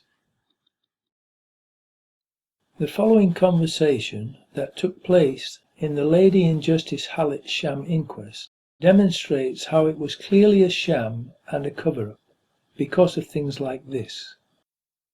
Mr. Chowdhury stated, "I have not seen the post-mortem report, but I thought that she was bleeding from somewhere.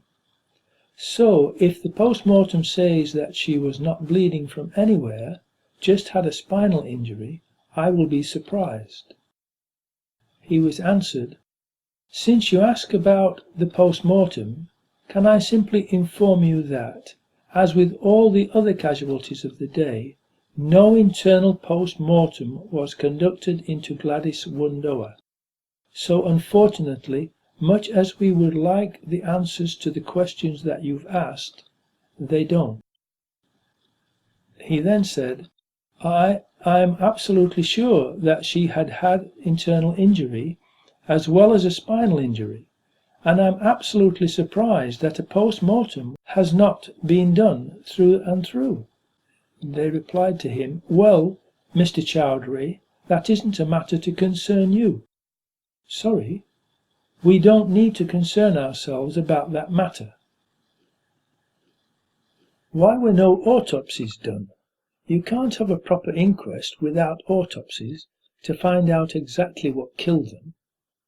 One reason why they would not want an autopsy is because it would disclose what type of explosives were used, and prove the government's elaborate homemade explosives and 18 Alexandra Grove bomb factory story to be a total fabrication and a massive lie.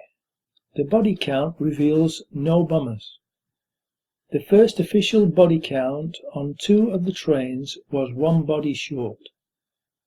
At the 7/7 sham inquest in November 2010, Dr. Morgan Costello gave evidence that he was asked to attend 2 scenes, Edgware Road and Aldgate, for the purposes of certifying the extinction of life.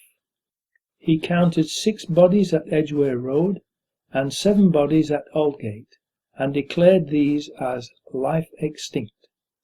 The enormous anomaly that passed completely unreported in the press was that the numbers should have been 7 and 8 if we count the bodies of the bombers. Aren't these two body counts extraordinarily powerful proof that there were no suicide bombers on the Aldgate and Edgware Road tube trains? We were told by very reliable sources that the bombs were military high-grade explosives detonated by timing devices, not by suicide bombers, and survivor Bruce Late says that Shazad Tanweer did not blow up Aldgate Tube. Note that the man next to Tanweer, coloured green and given the number 8 in the drawing, was not killed. If Tanweer was blown into 52 pieces, how could this man next to him still be alive? Evidence presented to the sham inquest claimed that Tanweer and Khan were blown into a large number of different pieces by their bombs. But how would this be consistent with the fact that almost all of the other serious injuries in those coaches were lower limb injuries, the feet and legs, indicating that the bomb was at floor level, not on someone's back? Also, it has been reported that Shazad Tanweer's body and head were blown into so many small pieces that he was unidentifiable, and that's why he did not show up as part of the body count. The inquest stated that Tanweer was blown into 52 small pieces. However, a couple of 7-7 investigators spent some days in the Beeston area of South Leeds in 2006 and were able to speak to members of the families and those who knew them. Two friends of the Tanweer family related the astonishment which the latter experienced upon being given back the body of Tanweer and finding it relatively intact. Remember that Bruce Late said that Shazad Tanweer was not on that train. Now then, Nick, on the last show we mentioned that the families are rumoured to have identified bodies of the alleged bombers, and they were intact, even though we were told they were in pieces. Yeah, this is especially so for the Tanweer family. Shazid Tanweer. Shazid Tanweer in Beeston, buried in Pakistan, yeah. All right. So, and I mean, have we got testimony from his family saying that his body was intact? Afraid not, no, but there's a couple of quite reliable truth investigators who spent a week in Leeds, and they got testimony from friends of the family saying that. And it's on the Official Confusion website, and that is a fairly reliable source. All right. I mean, we would really, really like to be able to meet the families and talk to them and ask them these questions, as you know, Richard. Yes. And it is, unfortunately, very difficult to get to speak to virtually any of the key people in the story. Right. Ninth chapter title, Epilogue. Hopefully, among the security services, there must be at least some decent, honest people who know that the official story is a pack of lies and are troubled by it. Unfortunately, they are all keeping quiet about it. We need them to have the courage to come forward and say what they know and arrest their evil colleagues and bring them to justice if they don't want to be also condemned as accomplices of the government and media criminals who committed treason and mass murder that day and helped to cover it up, enabling the Orwellian Big Brother police state plans for Britain to pick up steam, and the real perpetrators, the New World Order government terrorists, to plunge the world into World War III and Armageddon. Tony Farrell, who was South Yorkshire Police's principal intelligence analyst for 12 years and a devout Christian, was troubled by the lies and was the first insider to bravely stand up for the truth. A sergeant with the London Anti-Terrorist Branch, who is also a Christian, has now started to sue the Metropolitan Police over the murder of John Charles de Menezes. So we have another brave Christian soul willing to stand up for the truth. What's wrong with the rest of you insiders, you spineless cowards? And where are the millions of Muslims in all of this? Why do Christians have to stand up for the Muslims and suffer losing their jobs and livelihoods? Why aren't Muslims getting involved en masse and helping us to clear these young Muslim men's names and thereby exonerate their religion. Tony Farrell had worked for South Yorkshire Police, the 13th largest of the 44 police forces in the UK, for 17 years and had been employed for 12 years as their principal intelligence analyst. His job involved producing a yearly strategic threat assessment matrix to determine how the police force had to prioritise its activities. He said that after analysing 9/11 and 7/7 and watching my 7/7 ripple effect video, the biggest threat was from the government, for which he was naturally sacked, because of the cowardly institutionalised denial of the truth by South Yorkshire Police. He was not willing to be an accomplice after the fact to these horrendous crimes and mass murder. Those who are keeping quiet are accomplices to mass murder and are also committing misprision of treason, which carries a maximum life sentence. South Yorkshire Police sacked their long-standing, most senior principal intelligence analyst, Tony Farrell, rather than investigate what he had stated in his analysis. Meredith Hughes, who was the Chief Constable of South Yorkshire Police, absolutely refused to investigate Tony Farrell's analysis that supports the contents of my original 7/7 ripple effect film. Meredith Hughes was in charge of the policing of the G8 meeting in Gleneagles on the 7th of July 2005, and Tony Farrell's boss, DCI Steve Williams, told Tony on the 7th of July 2010 that he was in London on the 7th of July 2005 as part of the terrorist training exercise and knew exactly who had carried it out, thus destroying Peter Power's modified story that it was only a desktop exercise in one room involving himself and 5 executives of Reed Elsevier, whereas his original story was that it involved over 1,000 people. Were Chief Constable Meredith Hughes and Detective Chief Inspector Steve Williams of South Yorkshire Police involved in the planning of the bombings on the 7th of July 2005, and was that why they sacked Tony Farrell, rather than investigate his analysis to cover up their part in it? They can't sack everyone. Come on, stand up and be counted. Do the job you are paid to do, like brave Tony Farrell did. He was sacked for doing his job properly and refusing to tell and peddle the government's lies. Where is your backbone? Or are you spineless cowards and have a yellow streak instead of a backbone? One day you will meet your maker and have absolutely no excuse for your inaction. Wake up from the conditioning and mind control programming you have been subjected to, and the cognitive dissonance and institutionalized denial you are suffering from. The sleeper must awaken. The sleeper must awaken. Why do you think they have made a Big Brother TV program? To program people's minds and get them used to the idea of living under constant surveillance, and to like it, and volunteer to take part in it.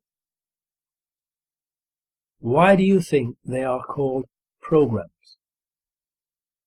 It is because they are used for mind control, brainwashing, programming of the public's minds into obeying and sleepwalking whilst following their New World Order hidden agenda. The sleeper must awaken. The sleeper must awaken. The television is the greatest mind control and propaganda weapon ever invented.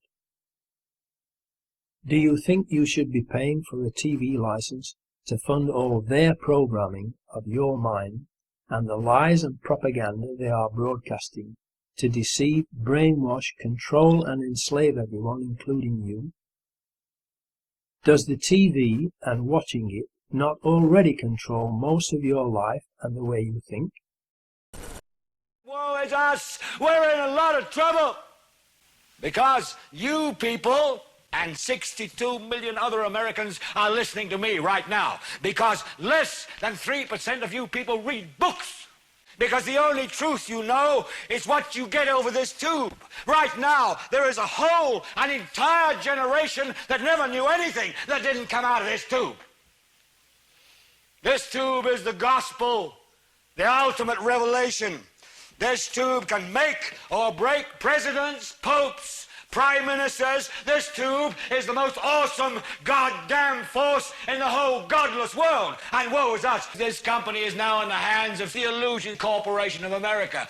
There's a new chairman of the board, and when the 12th largest company in the world controls the most awesome goddamn propaganda force in the whole godless world, who knows what shit will be peddled for truth on this network. So you listen to me. Listen to me. Television is not the truth. Television is a goddamn amusement park. Television is a circus, a carnival, a traveling troupe of acrobats, storytellers, dancers, singers, jugglers, sideshow freaks, lion tamers, and football players. We're in the boredom-killing business. So if you want the truth, go to God. Go to yourselves, because that's the only place you're ever going to find any real truth. But man, you're never going to get any truth from us. We'll tell you anything you want to hear. We lie like hell. We'll tell you any shit you want to hear.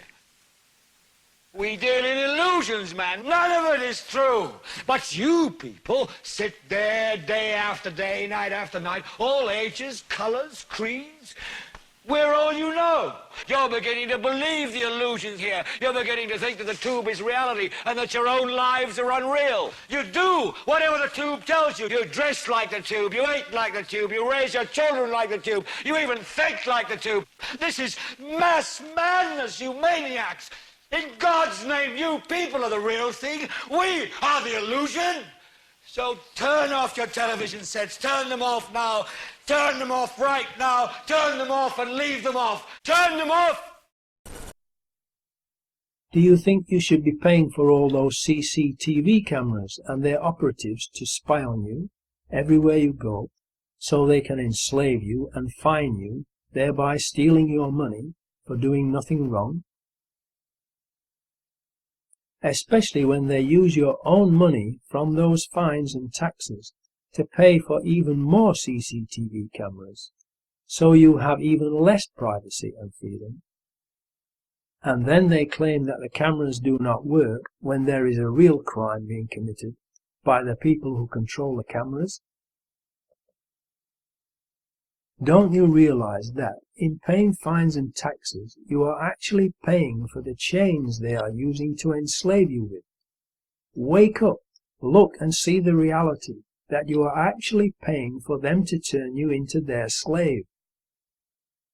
The government is continually and illegally passing new legislation to restrict your freedom and obtain more and more information about you to control you, and yet they themselves are becoming more and more secretive and out of control. They have turned the relationship between the people and government into the opposite of what it should be. It should be public servants serving the people, not the people serving public government masters or, more accurately, dictators.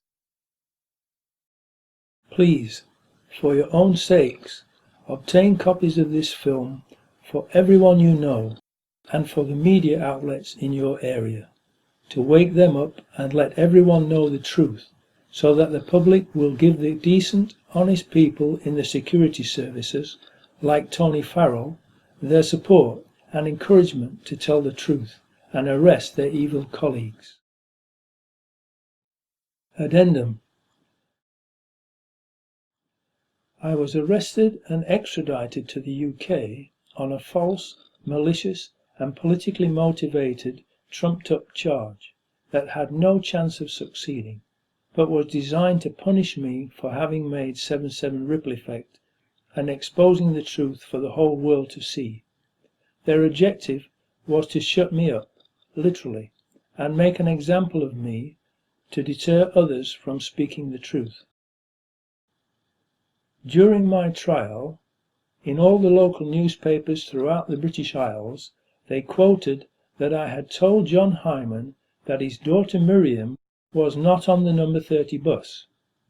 Here is proof that she wasn't on that bus. The parents of Miriam Hyman, 32, a freelance picture researcher from East Finchley, North London, don't know what else they can do. They last spoke to her around 9:30 a.m. on Thursday when she was outside King's Cross. She had been trying to get to work at Canary Wharf. "We've had no news," said her father, John, who is retired. She certainly wasn't injured on the Underground, because I spoke to her, and at that time she was with a crowd of people evacuated from trains on the pavement outside King's Cross Station. The only other possibility, apart from a road accident, is if she was on the bus that was blown up. The reason we think that is unlikely is because it wouldn't make sense for her to take that route. And I was speaking to her about that time, and her office phoned her at about 10 a.m., which was about 10 minutes after the explosion, to say, "Don't come in." And from another article in the Something Jewish paper, Miriam Hyman, 32, called her father from outside King's Cross Station at 9:45 a.m. on Thursday morning and said she was fine, but her family has not heard from her since. She called her dad at 9:45 from King's Cross Station, and the number 30 bus blew up in Tavistock Square at precisely 9:47, only 2 minutes later. It takes 10 minutes to walk from King's Cross to Euston, and it is therefore impossible for her to have been on that bus and been killed on it, and then her office to speak to her at 10 a.m. to tell her not to come into work at Canary Wharf, the place where 3 alleged suicide bombers were shot and killed that morning, just like John Charles de Menezes was 2 weeks later. Her dad, John Hyman, confirmed to us that his daughter Miriam phoned him at 9:45 from King's Cross. Did she ignore her officer's instructions not to come into work at Canary Wharf and meet the alleged suicide bombers on the way, and was killed along with them? Then her parents told that she died on the number 30 bus? Or, as some people believe, Miriam is still alive? Some new evidence has recently come to light. I was contacted a few weeks ago by a man whose friend was at a Thameslink line station on the morning of 7/7. He was of Muslim appearance and waiting on the platform at Gatwick Station. At 10 a.m. he was singled out by 10 armed police bearing large MP5 submachine guns, wearing black bulletproof vests and white shirts. They were pointing their guns straight at him, and he feels quite lucky to still be alive. He has documentary evidence to prove he was apprehended at this location and at that time. Now, let's just assume that the alleged bombers who were stranded at King's Cross, not knowing what to do after real bombs had gone off, headed back to the Thameslink platform from which they had got off earlier. This isn't unreasonable. Remember, they had very little knowledge of London, and it is more likely they would flee to a known route, perhaps retracing their tracks. If they went back to the same platform and jumped on the first train, this would be a Thameslink line train heading south. Such a train would go to Gatwick and could explain why the man was mistakenly apprehended at gunpoint at the Thameslink Gatwick platform at 10 a.m. The authorities could have easily tracked the men to the Thameslink train using either CCTV or mobile phone positions. Looking at the Thameslink route map, they perhaps thought Gatwick might be a likely destination for the fleeing Patsies. But if the Patsies changed trains at London Bridge to get on the Jubilee line, where does this go? You guessed it, Canary Wharf, where they were shot at around 10:30 a.m. The time of 10 a.m. at Gatwick ties in with the bombers fleeing south on the Thameslink line at about 9:10 a.m., which is 20 minutes after the bombs went off. If they left King's Cross at 9:10 a.m. on a Thameslink train, that would get them to London Bridge by 9:35. Allowing 15 minutes at London Bridge Station, they would have arrived at Canary Wharf at about 10 a.m. This gets them to Canary Wharf in time to be shot, as reported in various newspapers, at 10:30 a.m. It really is an utter disgrace that myself, Nick Colostrom and others have to do the job of the police and the media because they haven't investigated this case correctly. But hey, they are controlled by the strings of power which prevent them from doing this. What utter spineless wastes of space they really are. I and other very serious truth seekers have been repeatedly verbally attacked for our work in exposing the truth about 7/7 by people who, strangely enough, claim to want the same thing we do, but go around vociferously attacking us everywhere they can for no good reason. They are acting like gatekeepers to try to prevent us from succeeding in opening the floodgates and shining the light of truth on the real perpetrators of 7/7. Lenin said that the best way to control the opposition is by leading it, and that role of gatekeeper is played very well by Rachel North and Bridget Dunn and other members of J7, who have consistently gone out of their way everywhere they can, as often as they can, to attack other truth seekers, including myself, to try to undermine us and thereby prevent us from succeeding in bringing the real perpetrators to justice. The best way to control the opposition is to lead it ourselves. Vladimir Ilyich Lenin.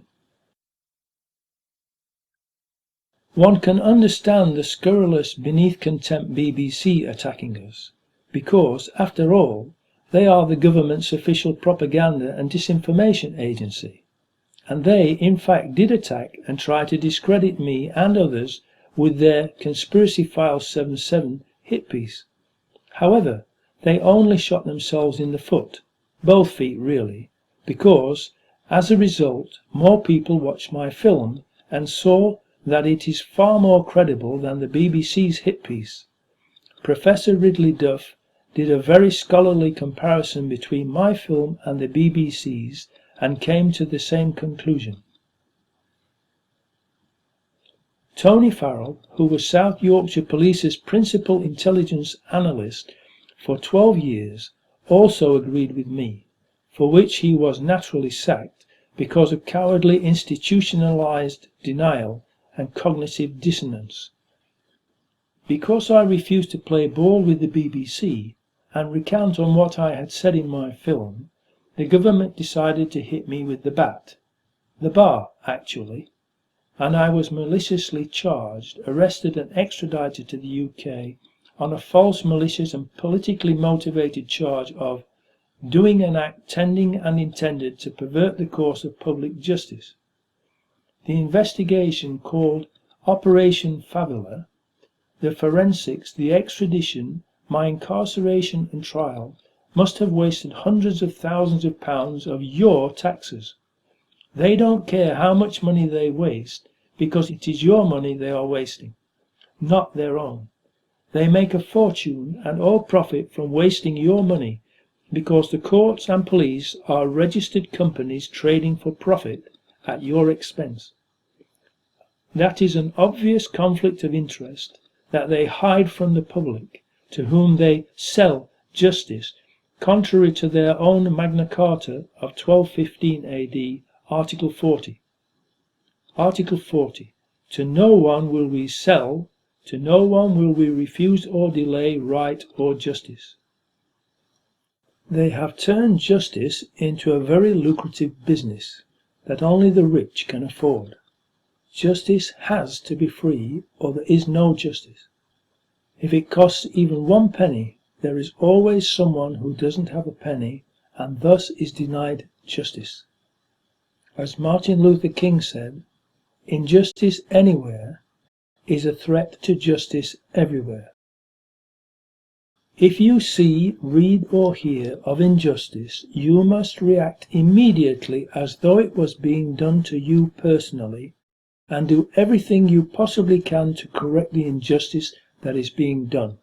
You owe that to Christ, who taught you, "Whatsoever you do to any man, you do it to me," and the second great commandment, "Thou shalt love thy neighbour as thyself."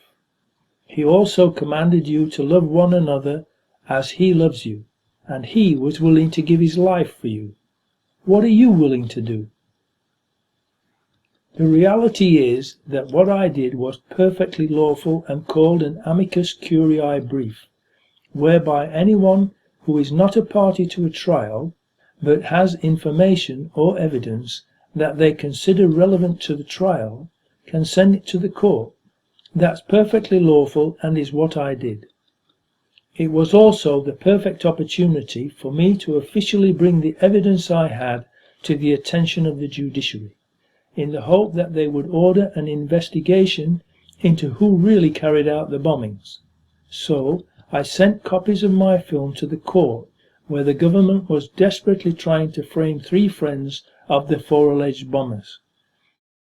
The judge misdirected the jury during jury selection, saying, "As you know, Mohammed Siddiqui Khan, Shehzad Tanweer, Jermaine Lindsay and Hasib Hussain were responsible for causing a series of explosions on the London Underground and public transport system on July 7, 2005 that killed 52 people and injured hundreds of others." Then, on the first day of their 3 friends' trial, the prosecutor lied to the jury, telling them that there was no doubt or dispute that Mohammed Siddiqui Khan, Shehzad Tanweer, Jermaine Lindsay and Hasib Hussain carried out the attacks of 7/7. You will, I'm sure, immediately recognize the names Mohammed Siddiqui Khan, Shehzad Tanweer, Jermaine Lindsay and Hasib Hussain. They are, of course, the men who, on the 7th of July 2005, detonated 4 bombs on the London transport network, killing not only themselves, together with 52 innocent civilians, but also injuring many hundreds of others who were unfortunate enough to be caught within the range of their bombs.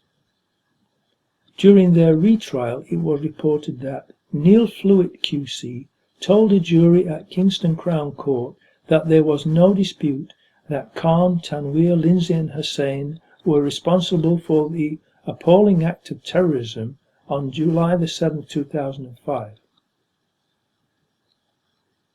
It was not me, but them who were guilty of trying to pervert the course of justice by misleading and lying to the jury and keeping the truth from them, because they were desperate to convict these 3 young men, so that they could then use their propaganda mainstream media organs to tell the public that they were guilty, and so, by extension, so were the 4 alleged bombers, and that my film was wrong.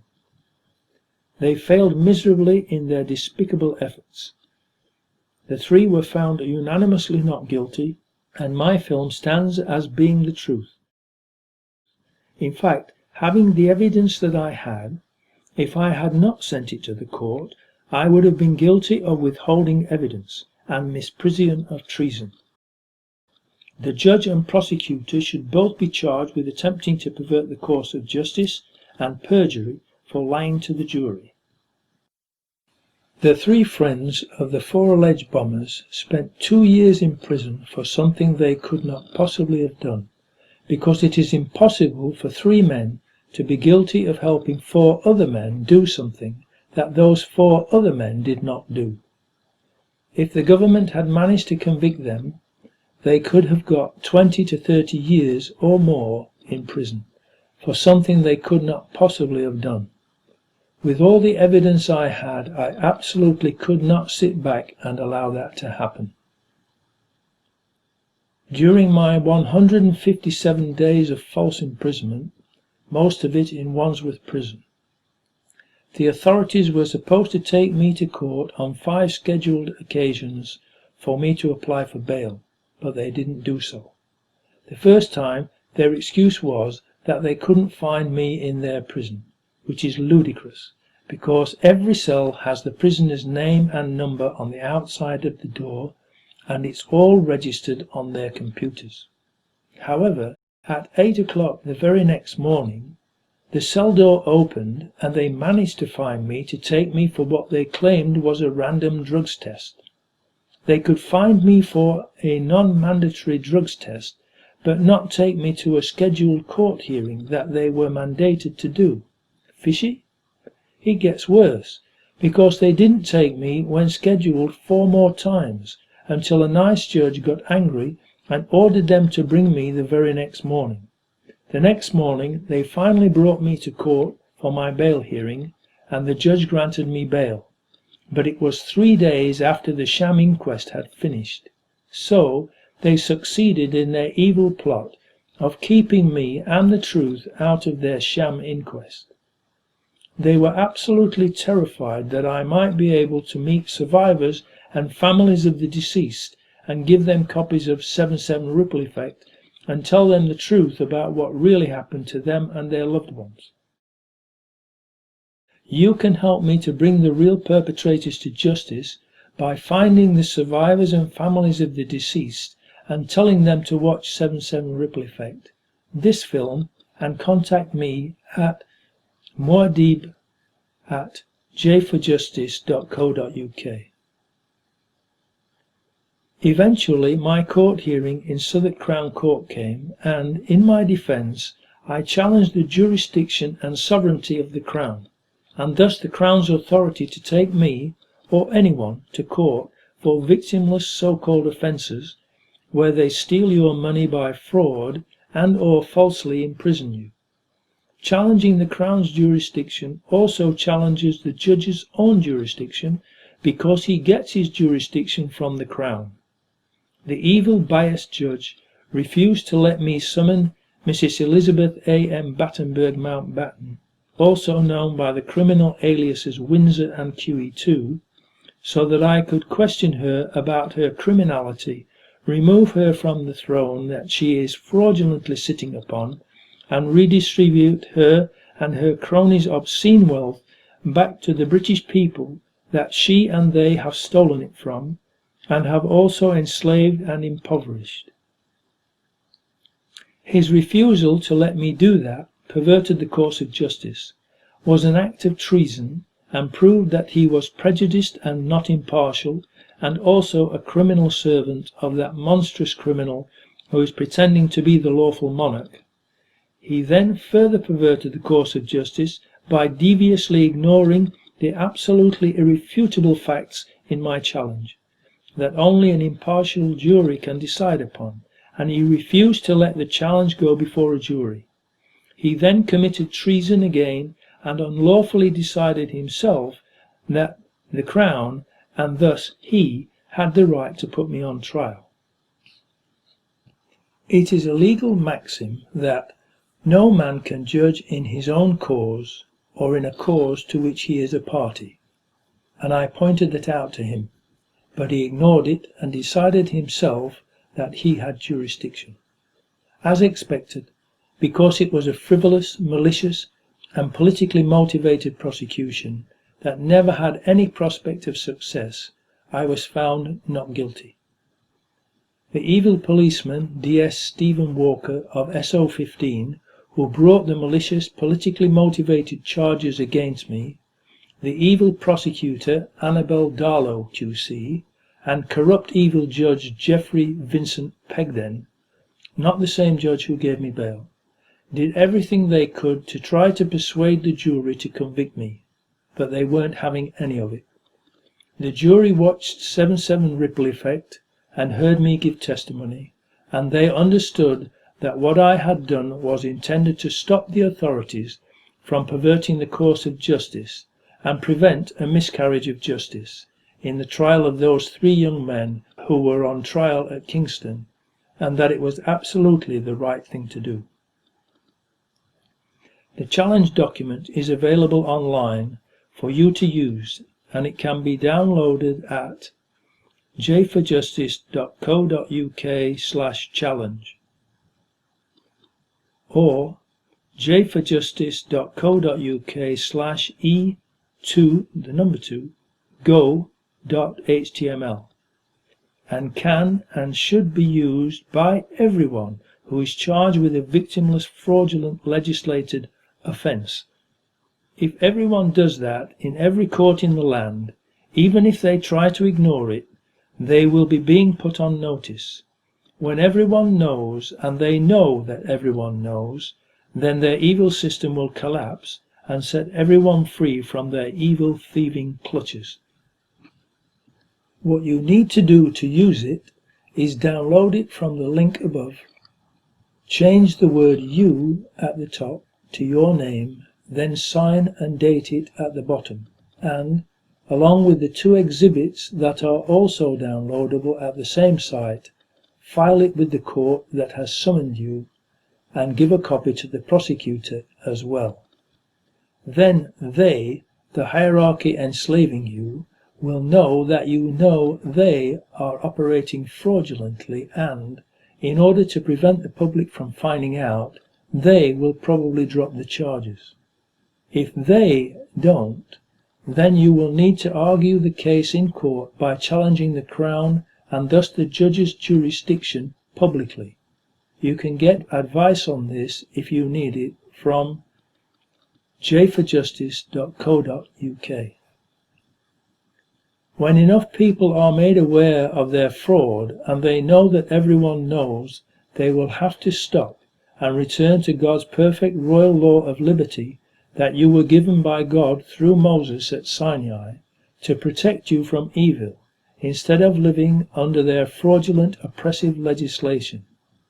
Every British monarch swears at their coronation to maintain the laws of God to the utmost of his or her power, and then does not do so, because they want to maintain their unlawful legislation under which they enrich themselves at your expense. The last page of the Old Testament, Malachi chapter 4, warns you what will happen to you if you don't. The choice is yours. God's royal perfect laws of liberty are in the Old Testament's first 5 books, the books of Moses: Genesis, Exodus, Leviticus, Numbers, and Deuteronomy. Learn and enforce them to set yourselves free from poverty and oppression, and share in the redistribution of the monarch's and her cronies' fraudulently stolen riches.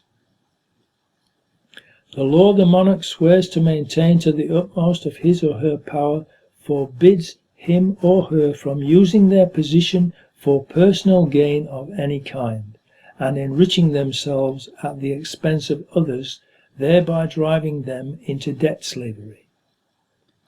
The Saudis and other Arab so-called royalty do not want Muslims to read the Bible and keep the covenant, because under the covenant law just quoted, they too would have to give up and redistribute their obscene wealth. So they have told Muslims that the true Bible no longer exists, which is a lie, attested to by God in the Holy Quran, the Gospel of Unity. Surah 32, Ayat 23. We did indeed aforetime give the book, the Torah, the law, to Moses. Be then not in doubt of its, the Torah, reaching thee. We made it a guide to the children of Israel. Further proof from the Holy Quran, the Gospel of Unity states, Surah 3, Ayat 64, say, O people of the book, the Bible, come to common terms as between us and you, that we worship none but God, that we associate no partners with him, that we erect not from amongst ourselves lords or kings or queens and patrons other than God. If then they turn back, say ye, bear witness that we at least are true in faith, bowing to God's will. So how then can there be Muslim emirs or kings, etc.? I have correctly translated and interpreted the Holy Bible and Quran, also known as the Gospel of Unity, and combined them into the one book that the ruler of the universe always intended them to be, the King of Kings Bible. jartruth.net/kofkad.htm, and have added explanatory notes and cross-referenced them with each other to show everyone that there is no reason to fight religious wars, but to unite as one brotherhood, reading all of the book and living by only his laws in peace and prosperity. Long live the fighters, for God, good Allah. Muad'Dib. P.S. Now please watch the following: E2 Go Ripple Effect and E2 Not Wanting Publicity. jforjustice.co.uk/e2go.html. You can find much more detailed information about what happened to me and interviews I have done at the Friends of Muad'Dib website, mtrial.org. I also strongly recommend reading Terror on the Tube, Behind the Veil of 7/7 by Nicholas Colostrom, available via Amazon UK, and watching the films about 7/7 made by Richard D. Hall of richplanet.net. I would also like to thank Nicholas and Richard for visiting me in Wandsworth Prison, and Richard for all his help by making his films to gain support for me, and giving me permission to use footage from his films for this DVD.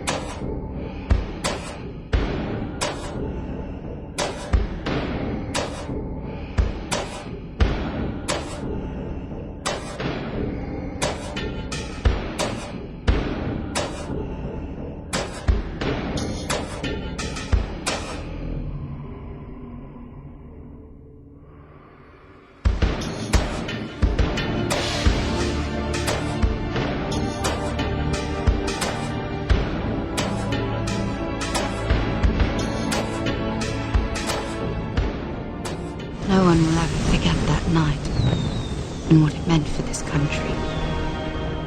But I will never forget the man and what he meant to me.